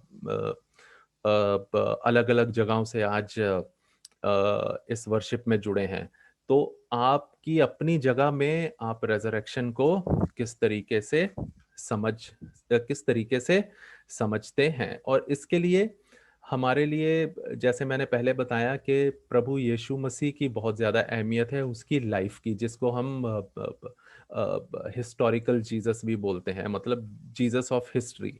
कभी-कभी हम प्रभु यीशु मसीह को जब समझने की कोशिश करते हैं तो हमारा फेथ जो है उसके ऊपर हावी हो जाता है कि क्योंकि हम क्रिश्चियन हैं, हमारा प्रभु यीशु मसीह के साथ रिलेशनशिप है, तो हमारा फेथ जो है कभी-कभी उसको समझने में हावी हो जाता है। पर कभी हम प्रभु यीशु मसीह को उसकी हिस्टोरिकल सेटिंग में रख के देखें, तो तब हमें ये पता लगेगा कि प्रभु यीशु मसीह की जो लाइफ थी वो किस तरीके की थी। क्योंकि रेज़रेक्शन जो थी परमेश्वर की, वो सिर्फ ऐसी स्थिति नहीं थी कि प्रभु यीशु मसीह में कोई बदलाव आया था। प्रभु यीशु मसीह के व्यक्तित्व में एक बहुत बड़ा चेंज आ गया था रेज़रेक्शन से। पहले प्रभु यीशु मसीह क्रूसिफिक्शन पे प्रभु यीशु मसीह जो थे वो क्रूस के ऊपर चढ़ाए गए और उन्होंने अपनी जान दी, बट रेज़रेक्शन ने उस मौत के ऊपर विजय पाली, जीत पाली, जिसे हम कहते हैं Jesus resurrection was victory over death. और इसलिए जो चर्च है या हम लोग हैं, हमारे लिए बहुत ज़्यादा ज़रूरी हो जाता है कि हम एक रेज़रेक्टेड लाइफ जीने वाले हो सकें। सिर्फ नॉर्मल लाइफ नहीं, बल्कि एक रेज़रेक्टेड लाइफ जीने वाले हो सकें। और ये ऐसी रेज़रेक्टेड लाइफ है जो परमेश्वर के राज्य की तरफ बढ़ती है। जैसे कि मैं मदर टेरेसा का बहुत बारी एग्जांपल दे चुका हूँ, इस चर्च में भी बहुत बारी दे चुका हूँ।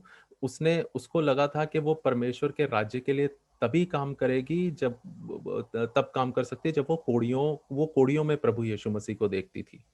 हम तो बहुत अच्छे-अच्छे रूप में प्रभु यीशु मसीह को देखते हैं, पर मदर टेरेसा थी, उसको प्रभु यीशु मसीह जो थे वो कोड़ियों में दिखाई देते थे। उसको लगता था कि जब मैं कोड़ियों के वुंड्स को, उनके घावों को साफ करती हूँ, तो मैं प्रभु यीशु मसीह के घाव को साफ करती हूँ। तो वो हम देखते हैं कि किस तरीके से प्रेजेंट में प्रभु यीशु मसीह के मैसेज को, जो कि प्रभु का राज्य है, जहाँ पर उन लोगों का ख्याल रखा जाएगा जिनका ख्याल कोई भी नहीं रखता, तो वो प्रभु यीशु मसीह के राज्य जो फ्यूचर में था उसको प्रेजेंट में करने की लाने की कोशिश करती थी।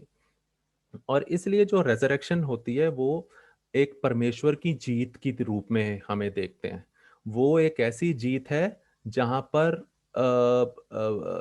पर हम जो एब्सेंस ऑफ गॉड है, मतलब एक ऐसी जीत है, हम कहीं कभी कहते हैं कि यहाँ पर परमेश्वर मौजूद नहीं है, पर रेज़रेक्शन हमें ये बताती है कि ये God for absence of God के ऊपर विजय है। जैसे कि क्रूस पर प्रभु यीशु मसीह कहते हैं कि ए मेरे परमेश्वर, तूने मुझे क्यों छोड़ दिया।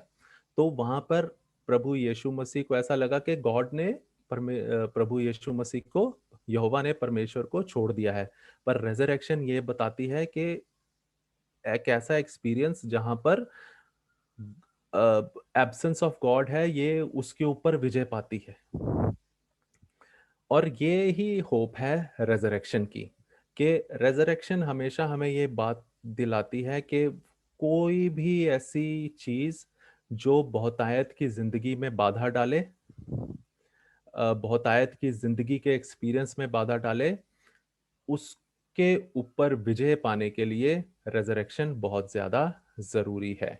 और इसलिए हम लोगों को मसीही होने के नाते एक रेज़रेक्टेड लाइफ, एक पुनरुत्थान वाला जीवन जीने की जरूरत है। और यही प्रभु यीशु मसीह अपने चेलों को बताते हैं कि उन्हें एक पुनरुत्थान वाला जीवन जीना है। अब उन्हें डरना नहीं है, अब उनको मिशनरी बनना है, क्योंकि परमेश्वर ने उनको आशीष दी है, उन्हें पवित्र आत्मा का दान दिया है, और अब उनको मिशन पे जाना है और सब काम करने हैं जो प्रभु यीशु मसीह करता था, ताकि ये जो संसार है ये एक ऐसा संसार बन जाए जहां पर सब बराबरी से एक दूसरे के साथ न्याय और सच्चाई के साथ रहने वाले हो सकें। तो इसी तरीके से, जिस तरीके से प्रभु यीशु मसीह ने अपने चेलों को कहा था, उसी तरीके से वो हमको भी ये कहता है कि हमें मिशनरी बनना है, इन द सेंस कि हम परमेश्वर के राज्य के लिए जहां पर भी हम हैं, किसी ना किसी रूप में काम करने वाले हो सके। तीसरी और आखिरी बात जो मैं आपको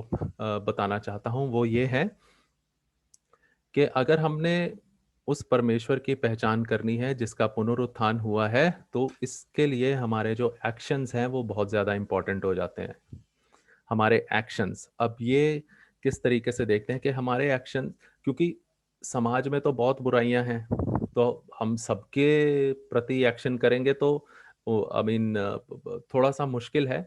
बट किस तरीके से हम अपनी परिस्थितियों में, किस तरीके से हम अपने एक्शंस को कर सकते हैं कि हम उस परमेश्वर का जो मुर्दों में से जी उठा है, जिसने मौत के ऊपर विजय पाई है, उसके विटनेस, उसको पहचानने वाले हो सकें। तो यहाँ पर मैं रूथ का जो भाग हमारे सामने पढ़ा गया और एक्ट्स में जो हमारे सामने पीटर से पढ़ा गया, ये दो जो रेफरेंसेस हैं ये बहुत ज़्यादा इम्पोर्टेंट हैं। जब रूथ का जो था पति था, वो मर गया, वो विधवा हो गई, उसकी सासू जो सास थी वो भी विधवा हो गई, तो उसकी सास ने कहा कि रूथ और जो ओर्पा थी कि तुम अपने घर चले जाओ, क्योंकि तुम may be because they were young और वो शायद दोबारा शादी कर सकती थी, तो वो दोनों ने जाने से मना कर दिया, रूथ और ओर्पा ने। अगर आप वो पढ़ेंगे तो ओर्पा थी वो रिलक्टेंटली चली गई, क्योंकि नाओमी ने उसे कहा होगा कि दोनों को कहा था चली जा, पर जो रूथ थी वो नहीं गई। उसने कहा कि मैं जो है आपके साथ ही रहूंगी और आपकी सेवा करती रहूंगी। और उसके बाद हम देखते हैं कि किस तरीके से वो खेतों में जाती है, वहां पर बीनने बताया गया कि वो बीनने जाती है। तो वो क्या सिस्टम था, सो जब इस्राएली लोग अपनी फसल काटते थे तो वो हमेशा अपने खेत के साइड पे काफी फसल को छोड़ देते थे, ताकि जो गरीब लोग आए वो फसल का इस्तेमाल करने वाले हो सकें। ये इजरायली ट्रेडिशन में बहुत ज़्यादा इम्पोर्टेंट था कि कोई भी अगर अपने खेत में फसल को काटता है तो वो साइड पे काफ़ी फसल छोड़ देता था, साइड अपने खेत के साइड साइड पे, ताकि वो लोग जो ज़रूरतमंद हैं वो आए और उस फसल को ले जाएं, और जिससे कि वो अपना खाना वगैरह चला सकते हैं। और यहाँ पर हम देखते हैं कि रूथ भी इसी चीज के लिए जाती है, पर वहां पर उसे बोआज मिल जाता है, आई मीन जो कि वेल्थी इंसान था और और जो नाओमी का पति था एलीमेलेक, उससे रिलेटेड था। तो उसको पता था कि नाओमी कौन थी, रूथ कौन थी, और वो भी उस ट्रेडिशन को फॉलो करता था, इजरायली ट्रेडिशन को। तो उसने कहा था कि साइड साइड पे छोड़ दो, बीच में से भी अगर वो लेना चाहती है रूथ तो उसको लेने दो। तो वो उस ट्रेडिशन को, जो इजरायली ट्रेडिशन था, उसको फॉलो कर रहा था, जिसमें वो उन लोगों के बारे में भी सोचा जाता था जिन लोगों के पास कोई साधन नहीं था, ताकि किसी के पास खाने की कोई कमी ना हो। तो यहाँ पर हम देखते हैं बोआज के एक्शंस भी और रूथ के एक्शंस भी ऐसे एक्शंस थे जो कि हमें ये बताते हैं कि इन्होंने, ये कोई सेल्फिश एक्शन नहीं थे, ये ऐसे एक्शंस थे जिसमें दूसरों के बारे में केयर थी, दूसरों के बारे में सोचा था। रूथ ने अपनी मदर इन लॉ के बारे में सोचा, बोआज ने रूथ के बारे में सोचा, और सारे ऐसे ट्रेडिशन को जिसमें एक ऐसी कम्युनिटी, एक ऐसा समाज बनाया जाता है जिसमें हर कोई हर किसी का ध्यान रखता है। ऐसे समाज की जो ऐसा, अगर इस सिद्धांत पे कोई समाज बनता है तो किसी समाज में फिर कोई सफरिंग नहीं आती। और दूसरा हम देखते हैं कि पीटर जो है वो तबीता जो कि चैरिटी के काम करती थी, जिसे कहते हैं जो गरीबों की सेवा करती थी, वो मर जाती है, और किस तरीके से पतरस आता है और उसको वापस उसको जिंदा करता है। तो किस तरीके से हम देखते हैं कि मौत के ऊपर जो विजय पाई है उसको दिखाया जाता है। तो यहाँ पर जो दोनों एक्शंस थे वो इस तरीके के एक्शन थे जो कि ये दिखाते हैं कि एक दूसरे की केयर करना, एक दूसरे की केयर करना, और किस तरीके से एक ऐसे समाज को बनाना जहाँ पे सब एक दूसरे के साथ, सब एक दूसरे की देखभाल करने वाले हों, सब एक दूसरे के बराबर हों, उस समाज की स्थापना करना कितना ज़्यादा ज़रूरी है। और रूथ के जो एक्शंस थे वो बहुत ज़्यादा इम्पोर्टेंट थे, क्योंकि जो इजरायली सोसाइटी थी वो पेट्रियार्कल थी, वो पुरुष प्रधान जो थी वो सोसाइटी थी। बट ऐसे पुरुष प्रधान समाज में रूथ ने ये चूज किया कि वो अपनी मदर इन लॉ के साथ रहेगी। और बॉaz उसको ये भी कहता है कि रूथ ये कहती है कि मैं तो फॉरेनर हूँ, क्योंकि वो मोआब देश से थी, वो इजरायली नहीं थी। तो बोआज ये बोलता है कि मैं तेरे फॉरेनर या इजरायली होने के बारे में नहीं इतना ध्यान रखता, पर जो तूने काम किए हैं उसके, it is because of your works के मैं तेरे को एक उसकी मतलब वो उसको एक मेड सर्वेंट होने की इजाजत देता है। तो और कहता है कि इसको कोई भी मुश्किल नहीं आनी चाहिए, जो इतने भी अपने नौकर होते हैं, जितना ये चुनती है इसे चुनने दो। अगर ये पानी भी पीना मांगती है तो इसे पानी भी दो, क्योंकि उस समय में वहां पे पानी मिलना बहुत मुश्किल होता था। तो यहाँ पर हम देखते हैं कि किस तरीके से रूथ के जो एक्शंस थे और यहाँ पे पीटर के जो एक्शंस थे वो एक ऐसे समाज की स्थापना करने के लिए बहुत ज़्यादा ज़रूरी हैं, जहाँ पर हम एक ऐसी रेजरेक्टेड लाइफ को देखते हैं। मतलब वो लाइफ, क्योंकि प्रभु यीशु मसीह की जो लाइफ थी वो एक ऐसे समाज को बनाने के लिए उसने अपने आप को नियुक्त कर दिया था कि जहाँ पर प्रभु के राज्य की स्थापना हो सके। और जब रेजरेक्शन को हम देखते हैं तो वो हमें इस बात को बताती है कि जो प्रभु के राज्य की स्थापना करनी है उसमें हमारा कितना इम्पोर्टेंट रोल है। हम लोगों को प्रभु अ, के वचन में हमको को वर्कर्स विद गॉड कहा गया है। हम we are not servants of God, we are coworkers. हम परमेश्वर के साथ काम करने वाले हैं। We are coworkers with God. और हम सब जो समाज हैं वो जिसे कहते हैं, हमारे चर्च में एक बहुत ज़्यादा इम्पोर्टेंट थियोलॉजिकल चीज़ है जिसे हम मानते हैं कि we are priesthood of all believers. हम सब जो हैं वो एक तरीके से प्रीस्ट हैं, क्योंकि हम परमेश्वर के मिशन को करना सिर्फ पादरी का काम नहीं है, वो सब लोगों का काम है। और यहाँ पर हम देखते हैं कि हमारे समाज में हम कहीं पे भी रहें, बहुत सारी ऐसी चीज़ें हैं जो बहुतायत की ज़िंदगी, जो लाइफ इन इट्स फुलनेस है, उसमें बाधा डालते हैं। ये सोशल इशू हो सकते हैं, पॉलिटिकल इशू हो सकते हैं, इकोनॉमिकल इशू हो सकते हैं, जैसे हमारे फैमिलीज हैं उसमें इश्यूज हो सकते हैं। जैसे कि नाओमी की फैमिली में इशू था, क्योंकि वो आई मीन सिर्फ वो और उसकी मदर इन लॉ रह गए थे। अब ऐसी सोसाइटी में जो कि पेट्रियार्कल सोसाइटी है, पुरुष प्रधान सोसाइटी है, वहाँ पर अगर घर में मेल मेंबर नहीं है तो वो उसके बारे में कोई नहीं सोचता। बट बोआज ने किस तरीके से उस फैमिली के बारे में सोचा, किस तरीके से रूथ ने अपने आप को डेडिकेट किया कि नहीं, मैं आपकी सेवा आपकी सेवा में रहूंगी। तो और यहाँ पर हम पीटर देखते हैं किस तरीके से उसने उस डॉर्कस को या तबीता को किस तरीके से मुर्दों में से जिलाया, जो कि परमेश्वर के काम करती थी। तो बहुत सारी ऐसी चीजें हैं जो बहुतायत की जिंदगी में बाधा डालती हैं। हमारी अपनी जिंदगियों में भी हम देख सकते हैं।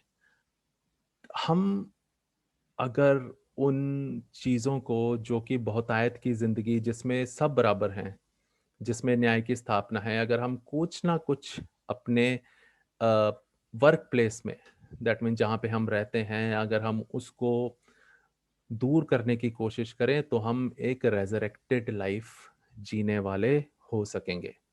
और हम उस मिशन में जो प्रभु यीशु मसीह ने हमें दिया है, उस मिशन को सही तरीके से करने वाले हो सकें। क्योंकि मिशन सिर्फ किसी एक जने की रिस्पॉन्सिबिलिटी नहीं है। मिशन जो है वो पूरी कम्युनिटी की रिस्पॉन्सिबिलिटी है। और हम एज अ चर्च भी मिशन करते हैं, सब मिलकर भी, और अपने अपने इंडिविजुअल जिंदगियों में भी। तो जो इसके बाद प्रभु यीशु मसीह ने जब अपने चेलों को आशीष दी, तो वो सब अपने अपने रास्ते चले गए और अपने अपने तरीके से उन्होंने प्रभु परमेश्वर की सेवकाई करी। और यही आज हमें देखने के लिए, सुनने के लिए मिलता है कि प्रभु यीशु मसीह की जो लाइफ थी वो प्रभु के राज्य की तरफ डेडिकेटेड थी। एक ऐसा राज्य जहां पर सब लोग बराबरी से रहें, सब लोग खुशी से रहें, कोई भी दुख ना हो। तो रेजरेक्शन हमें ये बताती है कि हम उस लाइफ को जो प्रभु यीशु मसीह इस धरती पर स्थापित करना चाहते थे, हम किस तरीके से उसमें पार्टिसिपेट करते हैं। तो जब हम उसमें पार्टिसिपेट करेंगे तो हम एक रेजरेक्टेड लाइफ जीने वाले हो सकेंगे, और उस परमेश्वर को जो मुर्दों में से जी उठा था, उसकी पहचान हम अपनी जिंदगियों में करने वाले हो सकेंगे। आइए हम दुआ करें। सर्वसमर्थी अति दयालु महान परमेश्वर, हम आपके नाम का धन्यवाद देते हैं कि आपने हमें यह मौका दिया कि हम आपके वचन से समझने वाले हो सकें कि किस तरीके से हमारे लिए बहुत ज़्यादा ज़रूरी है कि हम एक पुनरुत्थान वाला जीवन जीने वाले हो सकें। होने दे खुदावंद कि आप हमें निरंतर आशीष देते रहें, ताकि हम अपनी ज़िंदगी में हर वो काम करते रहें जिससे कि आपका राज्य इस धरती पर आने वाला हो सके। और जिस तरीके से हम हर वक्त दुआ करते हैं कि आपका राज्य इस धरती पर जल्द से जल्द आने वाला हो सके, वो पूरा होने वाला हो सके। हमारे एक्शंस को, हमारे कामों को खुदावंद हम आपके हाथ में देते हैं। होने दे कि हम हर तरीके से इस तरीके के एक्शंस करने वाले हो सकें जिससे इस धरती पर बहुतायत की ज़िंदगी स्थापित होने वाली हो सके। हम अपने आप को तेरे हाथ में देते हुए ये सब कुछ तेरे बेटे, हम अपने खुदावंद यीशु मसीह के नाम से मानते हैं, आमीन।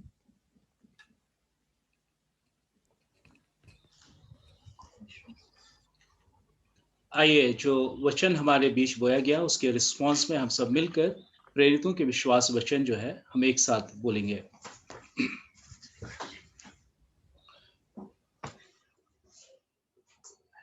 मैं सर्वशक्तिमान पिता, स्वर्ग और पृथ्वी के सृष्टिकर्ता परमेश्वर पर विश्वास करता हूँ। मैं उसके इकलौते पुत्र हमारे प्रभु यीशु मसीह पर विश्वास करता हूँ। वह पवित्र आत्मा की सामर्थ से गर्भ में आए और कुमारी मरियम से जन्मे। उन्होंने पिलातुस पिलातुस के शासन में दुख भोगा। वह क्रूस पर चढ़ाए गए, मारे और गाड़े गए और मृतकों के लोक में उतरे। तीसरे दिन वह जी उठे। वह स्वर्ग पर चढ़ गए और पिता की दाहिनी ओर विराजमान हुए। वह जीवितों और मृतों का न्याय करने को फिर आएंगे। मैं पवित्र आत्मा पर, पवित्र शौलौकिक कलीसिया पर, संतों की संगति, पापों की क्षमा, देह के पुनरुत्थान और शाश्वत जीवन पर विश्वास करता हूँ, आमीन।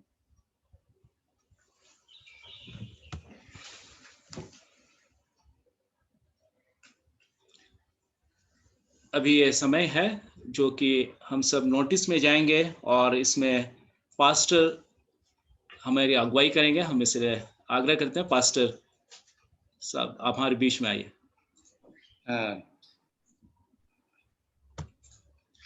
विभूति, क्या बोलिए?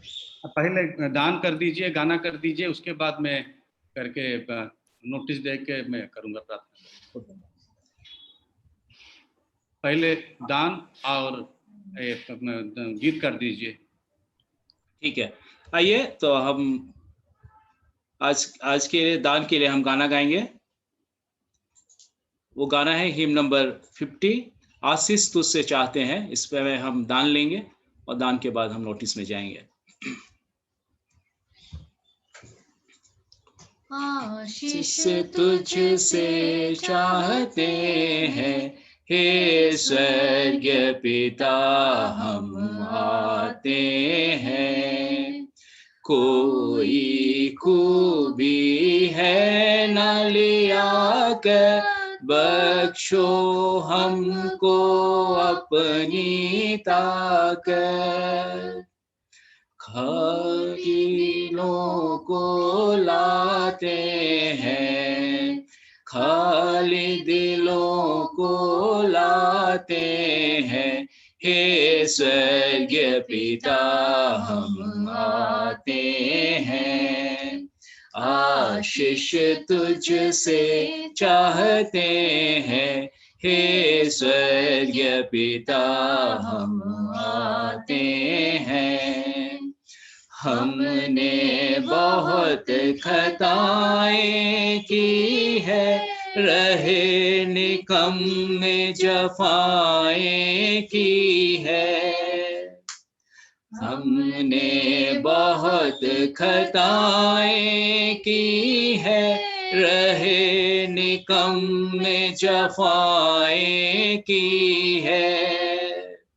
शर्म से सर झुक जाते हैं, शर्म से सिर झुक जाते हैं, हे स्वर्गीय पिता हम आते हैं। आशीष तुझसे चाहते हैं, हे स्वर्गीय पिता हम आते हैं। तुम हो शक्तिमान प्रभु जी, कुदरत तुम्हारी शान यीशु जी। तुम हो शक्तिमान प्रभु जी, कुदरत तुम्हारी शान यीशु जी। हम दुशना हम गाते हैं, हम दुशना हम गाते हैं, हे स्वर्गीय पिता हम आते हैं। आशीष तुझसे चाहते हैं, हे स्वर्गीय पिता हम आते हैं। बंदे को तुम कभी ना भूले, दुख सहे दुनिया में तुमने। बंदे को तुम कभी ना भूले, दुख सहे दुनिया में तुमने। उसी प्यार को चाहते हैं, उसी प्यार को चाहते हैं, हे स्वर्गीय पिता हम आते हैं। आशीष तुझसे चाहते हैं, हे स्वर्गीय पिता हम आते हैं। Pastor Uncle, what is?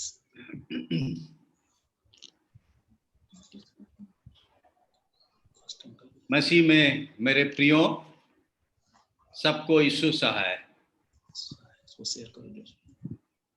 हम प्रभु को धन्यवाद देते हैं। प्रभु ने हम सबको आज और एक बार समय दिया ताकि हम प्रभु के चरणों में आकर उसके आराधना में हम भाग ले रहे हैं। ये प्रभु की दया है, प्रभु की अनुग्रह है। मैं बहुत धन्यवादी हूँ। Nearly 40 families have joined today's online worship service. ये प्रभु की महिमा, प्रभु की आशीष, आप कुछ नहीं है। मैं धन्यवाद देना चाहता हूँ आज के preacher, guest preacher reverend Samuel mall को, जो हमारा बीच में आज का जो थीम टॉपिक का ऊपर प्रभु का वचन हमको सुनाए हैं। हम इसलिए प्रभु को धन्यवाद देते हैं और रेवरेंड मॉल को मैं कलीसिया की ओर से धन्यवाद देना चाहता हूँ। प्रभु आपको आशीष दे, आपका सेवकाई पर आशीष दे, आपका परिवार को आशीष दे, ये हमारा प्रार्थना है। मैं धन्यवाद देना चाहता हूँ भाई विभूति को, जो आज का आराधना को वो लीड कर रहे हैं, इतना अच्छे तरह से कोऑर्डिनेट किए हैं ऑनलाइन के माध्यम से। मैं इसीलिए भाई विभूति को धन्यवाद देता हूँ। और जो होस्ट कर रहे हैं, को होस्ट कर रहे हैं, भाई निकलेश, भाई अजय, सबको मैं धन्यवाद देना चाहता हूँ। धन्यवाद मैं देता हूँ भाई आसिम, यूनिस, बहन यूनिस को, जो हमको प्रेज एंड वर्शिप में, हमको आराधना में हमको आगे बढ़ाए हैं, उनको मैं धन्यवाद देना चाहता हूँ। जो भाई बहन आपका ये रिस्पॉन्सिव रीडिंग और स्क्रिप्चर रीडिंग में हमको अगुवाई दिए हैं, उन सबको मैं प्रभु यीशु मसीह का नाम में आप सबको मैं धन्यवाद देता हूँ। लास्ट वीक में जन्मदिन मनाए हैं भाई विजय खेस ने 15 तारीख को और मिस एंजल टोपो 17 तारीख को अपना जन्मदिन मनाए हैं। हम उनके लिए प्रार्थना करेंगे। वेडिंग एनिवर्सरी मनाए हैं मिस्टर मोहित एंड मिसेस सपना कुमार 13 तारीख को, और मिस्टर मैतन और मिस्टर अर्पणा टोपो 15 तारीख को अपना वेडिंग एनिवर्सरी मनाए हैं। मैं ये अनुरोध करूंगा, जो हम अभी कुछ दिन तो चलेगा, अब तक तो up to end of this month के लिए हमको ये सर्कुलर आए हैं ऑनलाइन में करने के लिए। उसके बाद जो आएगा हम सबके लिए इंस्ट्रक्शंस हम इसी तरह चलेंगे, लेकिन कई दिन तक ऐसे चलने वाला है जो एनवायरनमेंट, जो सिचुएशन हम देख रहे हैं। तो इसीलिए ऑफरिंग का बारे में मैं ये सेक्रेटरी एंड ट्रेजर की ओर से मैं नोटिस देना चाहता हूँ। आपका जो ऑफरिंग्स आप देते हैं कटेज प्रेयर मीटिंग में और संडे ऑफरिंग्स और एनी थैंक्स गिविंग ऑफरिंग्स, आप ट्रेजर का पास आप भेज सकते हैं, और जो चर्च का अकाउंट है वो अकाउंट में डिपॉजिट करके एक मैसेज भाई टोपनो को, मिस्टर टोपनो को, ट्रेजरर को आप भेज देंगे, ताकि उसको पता चलेगा आपका नाम किसके लिए आप ये दान भेजे हैं। आप दयापूर्वक ये काम आप जरूर कर रहे हैं और आने वाला दिनों में करते रहेंगे, ये हमारा आशा और विश्वास है। प्रभु आप सबको आशीष दें।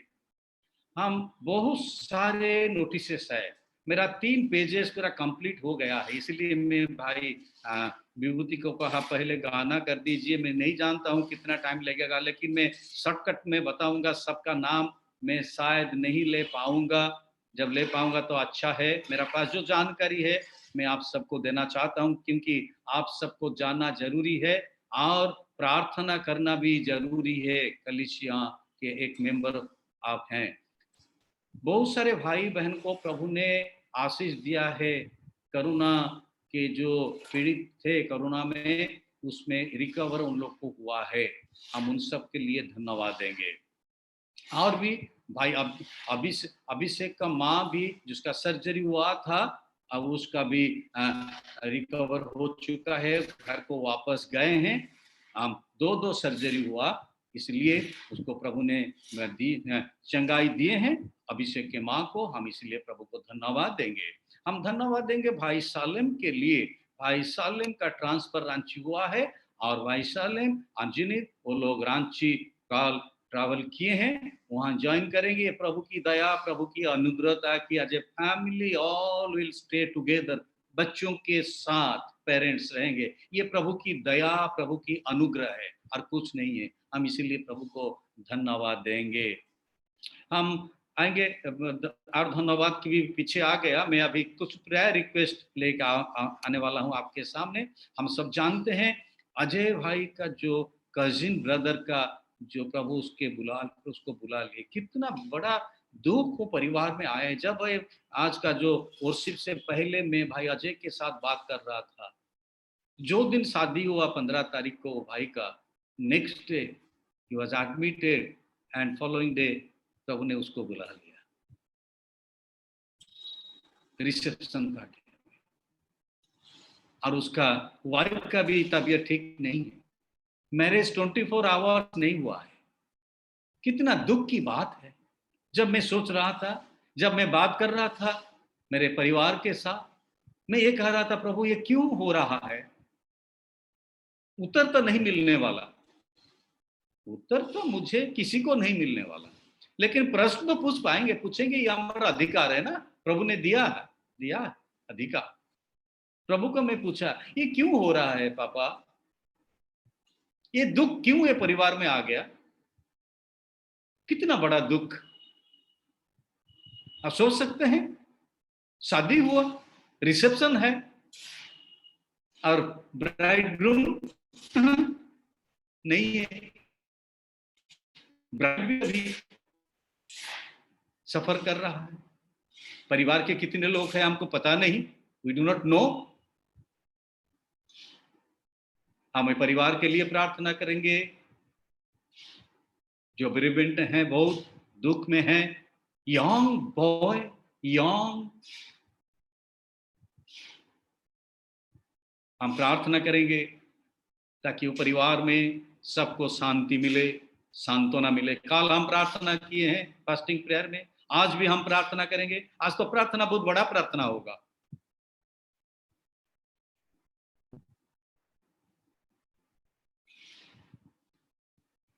हम प्रार्थना करेंगे अजय भाई का एल्डर ब्रदर के लिए, अभी वो क्वारंटाइन में है। अजय भाई का पापा, अजय भाई का फादर इन लॉ का घर को शिफ्ट हुए हैं, उधर रहते हैं, क्योंकि आप जानते हैं सीनियर सिटीजन है। उसके लिए हम प्रार्थना करेंगे, प्रभुता सबको सुरक्षा दे के रखे। अजय भाई, उसके परिवार, उसका इन लॉज इकट्ठे रहते हैं, सबको प्रभु सुरक्षा दे। रांची में फैल रहा है, हम जानते हैं। हम निरंजन भाई के लिए प्रार्थना करेंगे।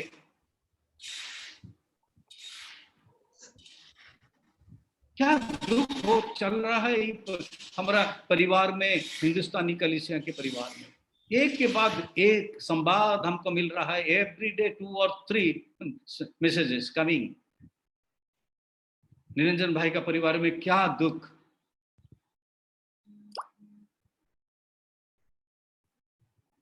हम प्रार्थना करेंगे विकास भाई का को ब्रदर अखिलेश सिंह एंड इसका फैमिली, जो अब शायद Abhishek, if I am not wrong, you can correct me, Abhishek जो हमारा चर्च को आते हैं regular for the last 1 year, regular member, without fail, any prayer meeting, any Bible study, any worship service on Sundays, he does not miss. उसके parents जो कुल में रहते हैं हिमाचल प्रदेश में, वो परिवार पूरा अभी अफेक्टेड है।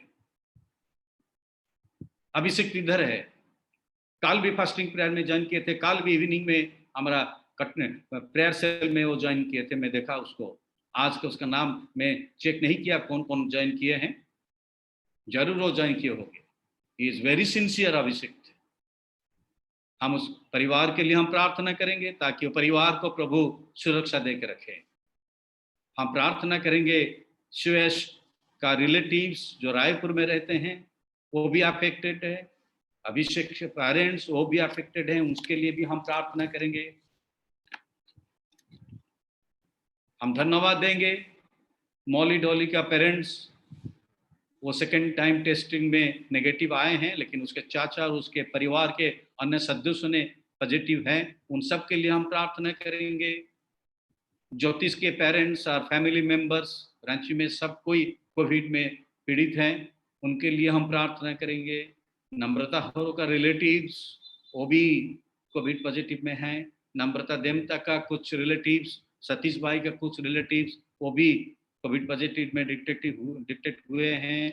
हम उनके लिए हम प्रार्थना करेंगे।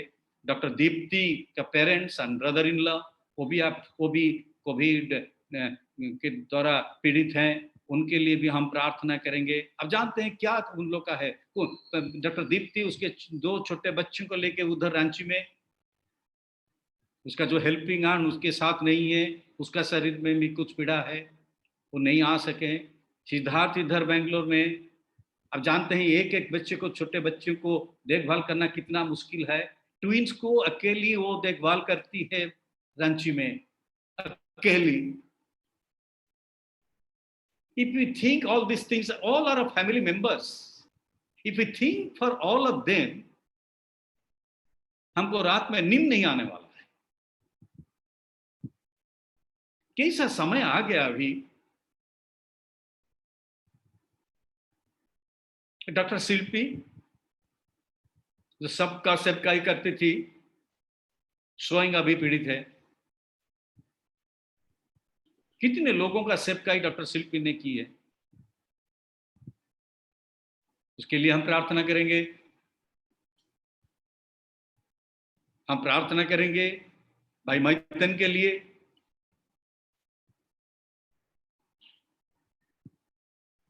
ताकि जल्द से जल्द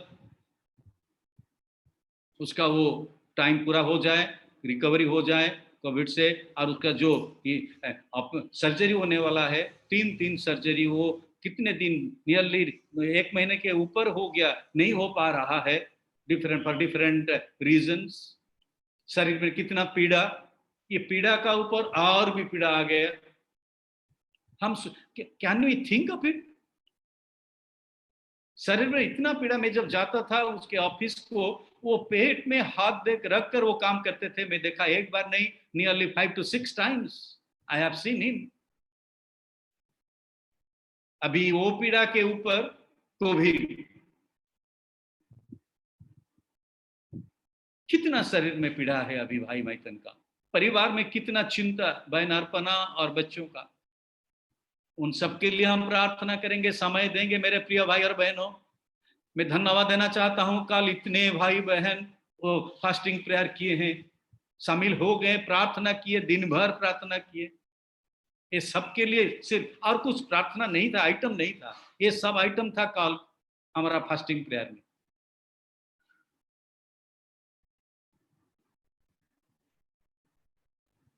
हम प्रार्थना करेंगे जितने हमारे भाई बहन चर्च में हैं, परिवार हैं, बेंगलोर में, रांची में और इन डिफरेंट प्लेसेस में, हम सबके लिए प्रार्थना करेंगे। जहां भी है हमारा प्रिय भाई बहन बच्चों ने, सबको सुरक्षा देकर रखें। अजी आज उन लोग ट्रैवल कर रहे हैं, नीतीश एंड शर्मिष्ठा उसके फैमिली गए थे लास्ट संडे वहाँ रांची, पेरेंट्स सबको देखने के लिए, बहन को देखने के लिए अभी वापस आ रहे हैं। उनके लिए हम प्रार्थना करेंगे ताकि सही सलामत से वो लोग बेंगलोर में पहुंच जाए। पूरा फैमिली गए हैं।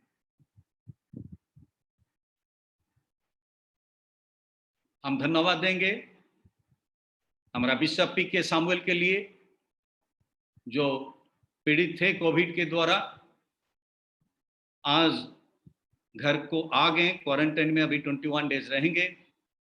प्रभु ने चंगाई दिया है, हम धन्यवाद देंगे डायसिस के secretary reverend Dhanasekaran and his wife, वो भी चंगाई पाके घर को वापस आए हैं डे बिफोर यस्टरडे। हम उनके लिए भी धन्यवाद देंगे। हमारा चर्च के प्रेस्बिटर इंचार्ज रेवरेंड क्रिस्टी राजकुमार, हॉस्पिटल में अभी उसका इलाज चल रहा है कोविड के लिए। हम प्रार्थना करेंगे रेवरेंड क्रिस्टी के लिए, वो हमारा चर्च का प्रेस्बिटर इंचार्ज,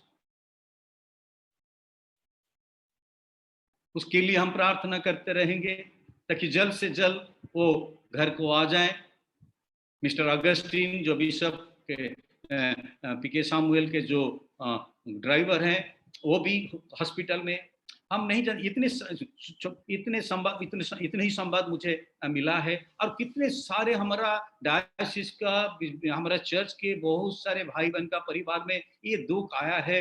मैं सब जानकारी मेरे पास नहीं है, लेकिन हम प्रार्थना करेंगे, जिसको जानते हैं, जिसको नहीं जानते हैं, सबके लिए हम प्रार्थना करेंगे, सबके लिए हम प्रार्थना करेंगे ताकि प्रभु सबको चंगाई प्रदान करें। ये हमारा प्रार्थना रहेगा।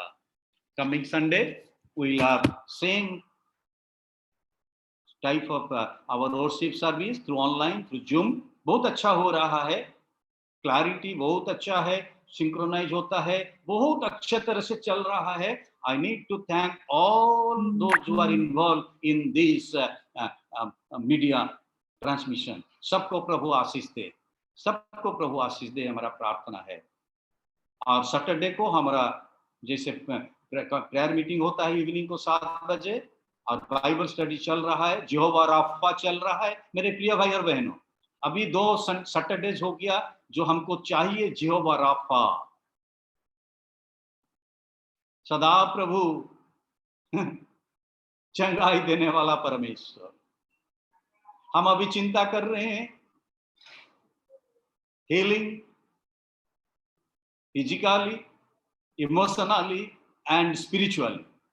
3 हीलिंग का ऊपर अभी हमारा बाइबल स्टडी चल रहा है। मेरे प्रिय भाई और बहनों, आइए हम शामिल हो जाएं सैटरडे को।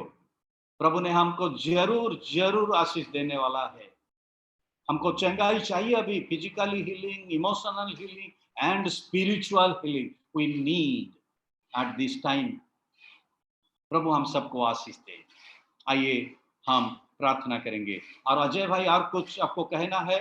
You can also share any notices you have that I do not have. Ajay भाई।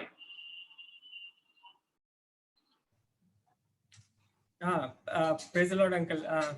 आपने कवर कर लिया सब कुछ। आई थिंक प्रे फॉर इस सिचुएशन जो कोविड का है, कि ये भी जो भी गवर्नमेंट है वो इनिशिएटिव होए, क्योंकि आई थिंक बहुत ये है, शॉर्टफॉल है बेड का, वैक्सीन का, टेस्टिंग किट का, सब कुछ। तो प्रार्थना करिए कि गवर्नमेंट उस पे इनिशिएट करें। थैंक यू अजय भाई, थैंक यू। आइए हम प्रार्थना करें। आप मेरे साथ भी आप तो प्रार्थना कर रखिए। मास प्रेयर हम करेंगे, because you are all unmuted. You can raise your voice and pray with me. Mass prayer हो जाएगा आज। मैं प्रार्थना करूंगा, आप अनम्यूट में आप भी शोर उठाकर cry out to the Lord, cry out to the Lord. आर्त स्वर हम करेंगे, चिल्लाएंगे। ये समय आ गया, हम नीरव नहीं रहेंगे, चुपचाप नहीं रहेंगे, प्रार्थना करेंगे। और मैं धन्यवाद देना चाहता हूं, भूल गया मैं, मेरा डॉटर इन लॉ जिसके लिए हम प्रार्थना किए थे फॉर लास्ट 1 वीक, उसका फीवर नहीं डाउन हो रहा था, और भी कुछ सिम्टम था, हम डर गए थे। छोटी बच्ची, उसको भी कुछ 1-2 दिन के लिए भी फीवर आ गया, तो हम पूरा डर गए। हम प्रार्थना में रहे। और उसका जो बड़ा, वो सोसाइटी में रहते हैं, वो hundreds and hundreds of families in that society, उसका जो प्रोटोकॉल है उसको मानना पड़ा। फ्राइडे को टेस्टिंग करना कंपलसरी हो गया, टेस्टिंग हुआ। और कल जब हम बाइबल स्टडी प्रेयर सेल खत्म करके आमेन हम किए, मैसेज आया, the result came, testing result negative for अनुक्ता, my daughter in law. Praise the Lord, praise the Lord. अभी हम कितने आराम और प्रभु को धन्यवाद देते हैं, परिवार को प्रभु सुरक्षा दिया है। आइए हम प्रार्थना करें। Hallelujah, thank you Jesus, thank you Jesus, thank you Jesus. प्रभु हम तेरे उपस्थिति में हैं, we are in your presence O Lord, you are our Lord, resurrected Lord, पुनरुत्थित यीशु मसीह, हम धन्यवाद देते हैं। विक्टोरियस लॉर्ड, हम सबको वो तो दिया है पिता परमेश्वर, वो विजय का शक्ति तो दिया है पिता परमेश्वर। हम धन्यवाद देते हैं, धन्यवाद देते हैं। आज के वचन के लिए हम धन्यवाद देते हैं, तेरे दास के लिए हम धन्यवाद देते हैं, जो वचन हम सबको सुना है पिता परमेश्वर।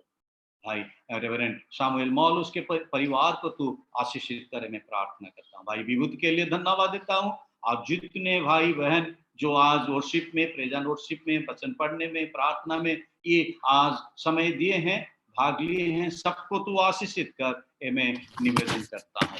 मैं धन्यवाद देता हूँ हमारा बिशप सामुएल के लिए, सेक्रेटरी रेवरेंड धनशेखरन, इसके वाइफ के लिए, जिसको तू चंगाई प्रदान किया है, वापस लेके आ गया पिता परमेश्वर। हम धन्यवाद देते हैं पिता परमेश्वर। डाली मौली के पेरेंट्स के लिए, जिसका सेकेंड टाइम टेस्ट में वो नेगेटिव आया है पिता परमेश्वर, हम धन्यवाद देते हैं। धन्यवाद देते हैं अनुक्ता के लिए, जिसका रिजल्ट भी नेगेटिव आया है पिता परमेश्वर। हम धन्यवाद देते हैं पिता परमेश्वर, धन्यवाद देते हैं, धन्यवाद देते हैं पिता परमेश्वर। अभिषेक के माँ के लिए, जिसका सर्जरी सक्सेसफुल हुआ है पिता परमेश्वर, अपना घर को वापस गए पिता परमेश्वर। हम धन्यवाद देते हैं, धन्यवाद देते हैं भाई सालेम के लिए, जिसका ट्रांसफर रांची को हुआ पिता परमेश्वर, परिवार के साथ वो ट्रैवल किए हैं, कॉल किए हैं पिता परमेश्वर। परिवार के लिए धन्यवाद देते हैं, उनको भी तू सहायता प्रदान कर, वहां जब रहेंगे पिता परमेश्वर रांची में सुरक्षा में रख, ये मैं निवेदन करता हूँ।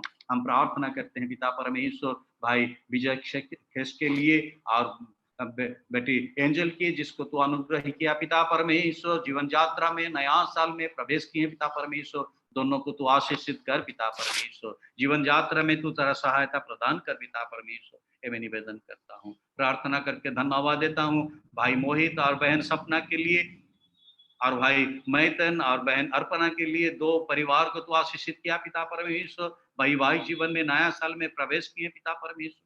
2 परिवार को तो अनुग्रह किया पिता परमेश्वर, ताकि वैवाहिक जीवन और भी सुखमय आनंदमय हो जाए, ये मैं निवेदन करता हूँ। ये सब विशेष करके भाई मैतन के लिए मैं प्रार्थना करता हूँ पिता परमेश्वर।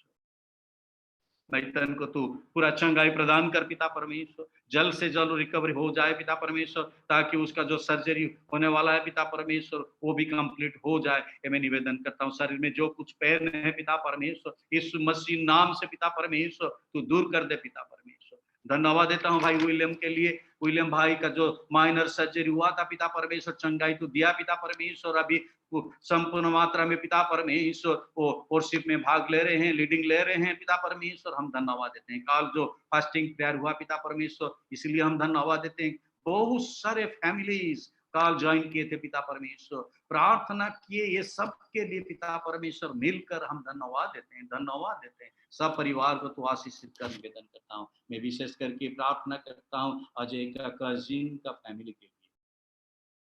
तेरा इच्छा हुआ पिता परमेश्वर, यंग बॉय जिसका शादी 24 आवर्स हुआ था, उसको तू बुला लिया। कितना दुख की बात है परिवार के लिए, हम सब के लिए प्रार्थना करते हैं पिता परमेश्वर, परिवार में तेरा शांति तू दे। एक को किसका वो शब्द वो वचन वो परिवार को शांति नहीं दे पाएगा, कंफर्ट नहीं देने वाला है, सिर्फ तेरा वचन। तू तेरा वचन दे पिता परमेश्वर परिवार में। प्रार्थना करता हूँ अजय भाई का बड़ा भाई के लिए, एल्डर ब्रदर के लिए, वो अभी क्वारंटाइन में है पिता परमेश्वर, संपूर्ण स्वास्थ्य प्रदान करके तुरंत।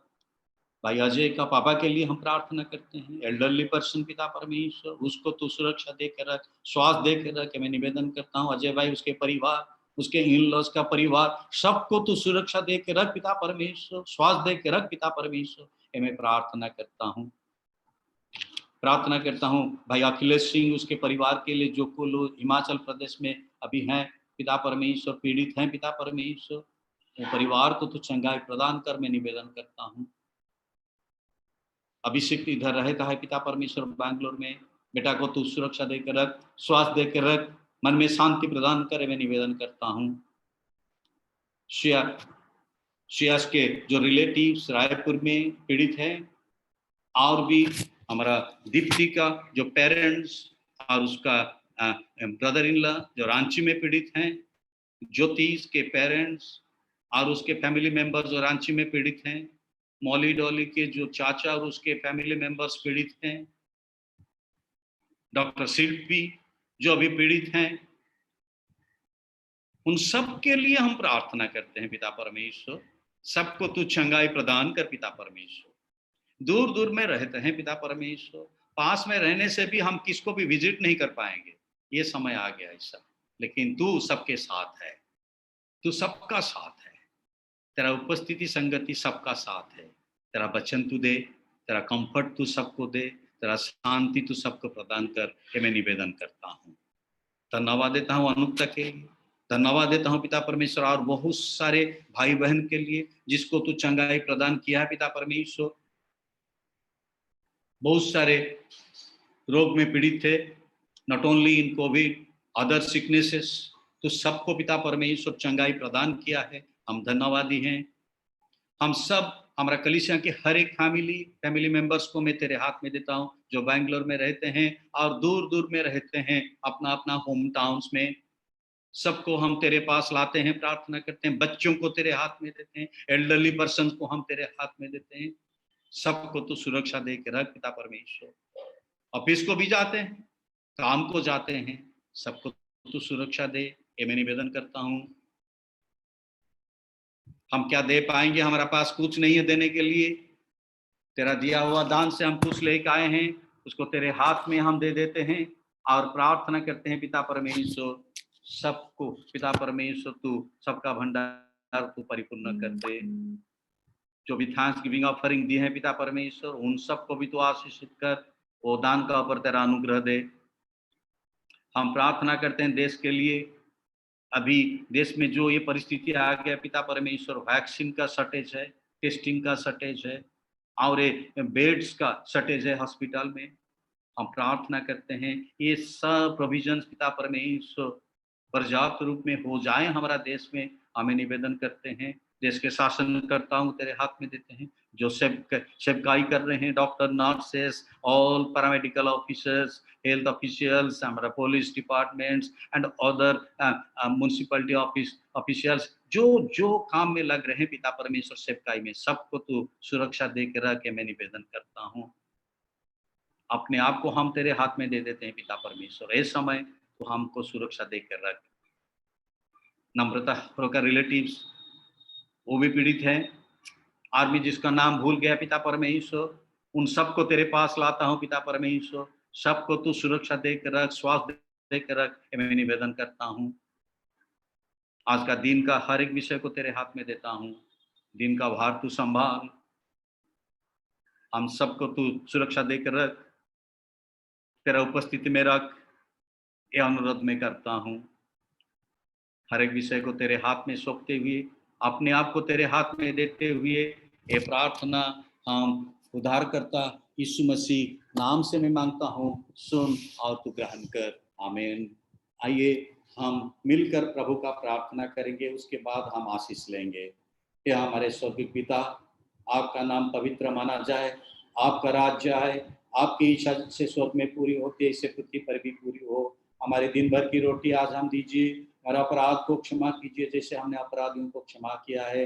परीक्षा में मत डालिए परंतु बुराई से बचा लीजिए, क्योंकि राज्य, पराक्रम और महिमा अब और सदा सर्वदा आपकी है, आमीन।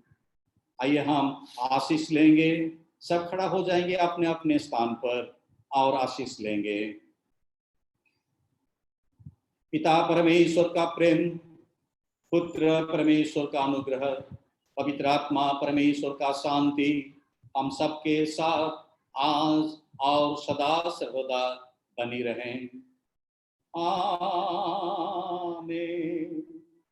आमीन,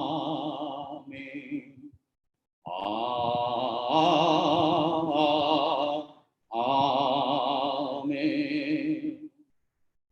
प्रभु आप सबको आशीष दे, सुरक्षा दे, श्वास दे, ये मैं निवेदन करता हूँ। Thank you so much, God bless you. अभी आप सब अनम्यूट कर सकते हैं, वीडियो भी ऑन कर सकते हैं, जब चाहते हैं एक दूसरे के साथ बात कीजिए।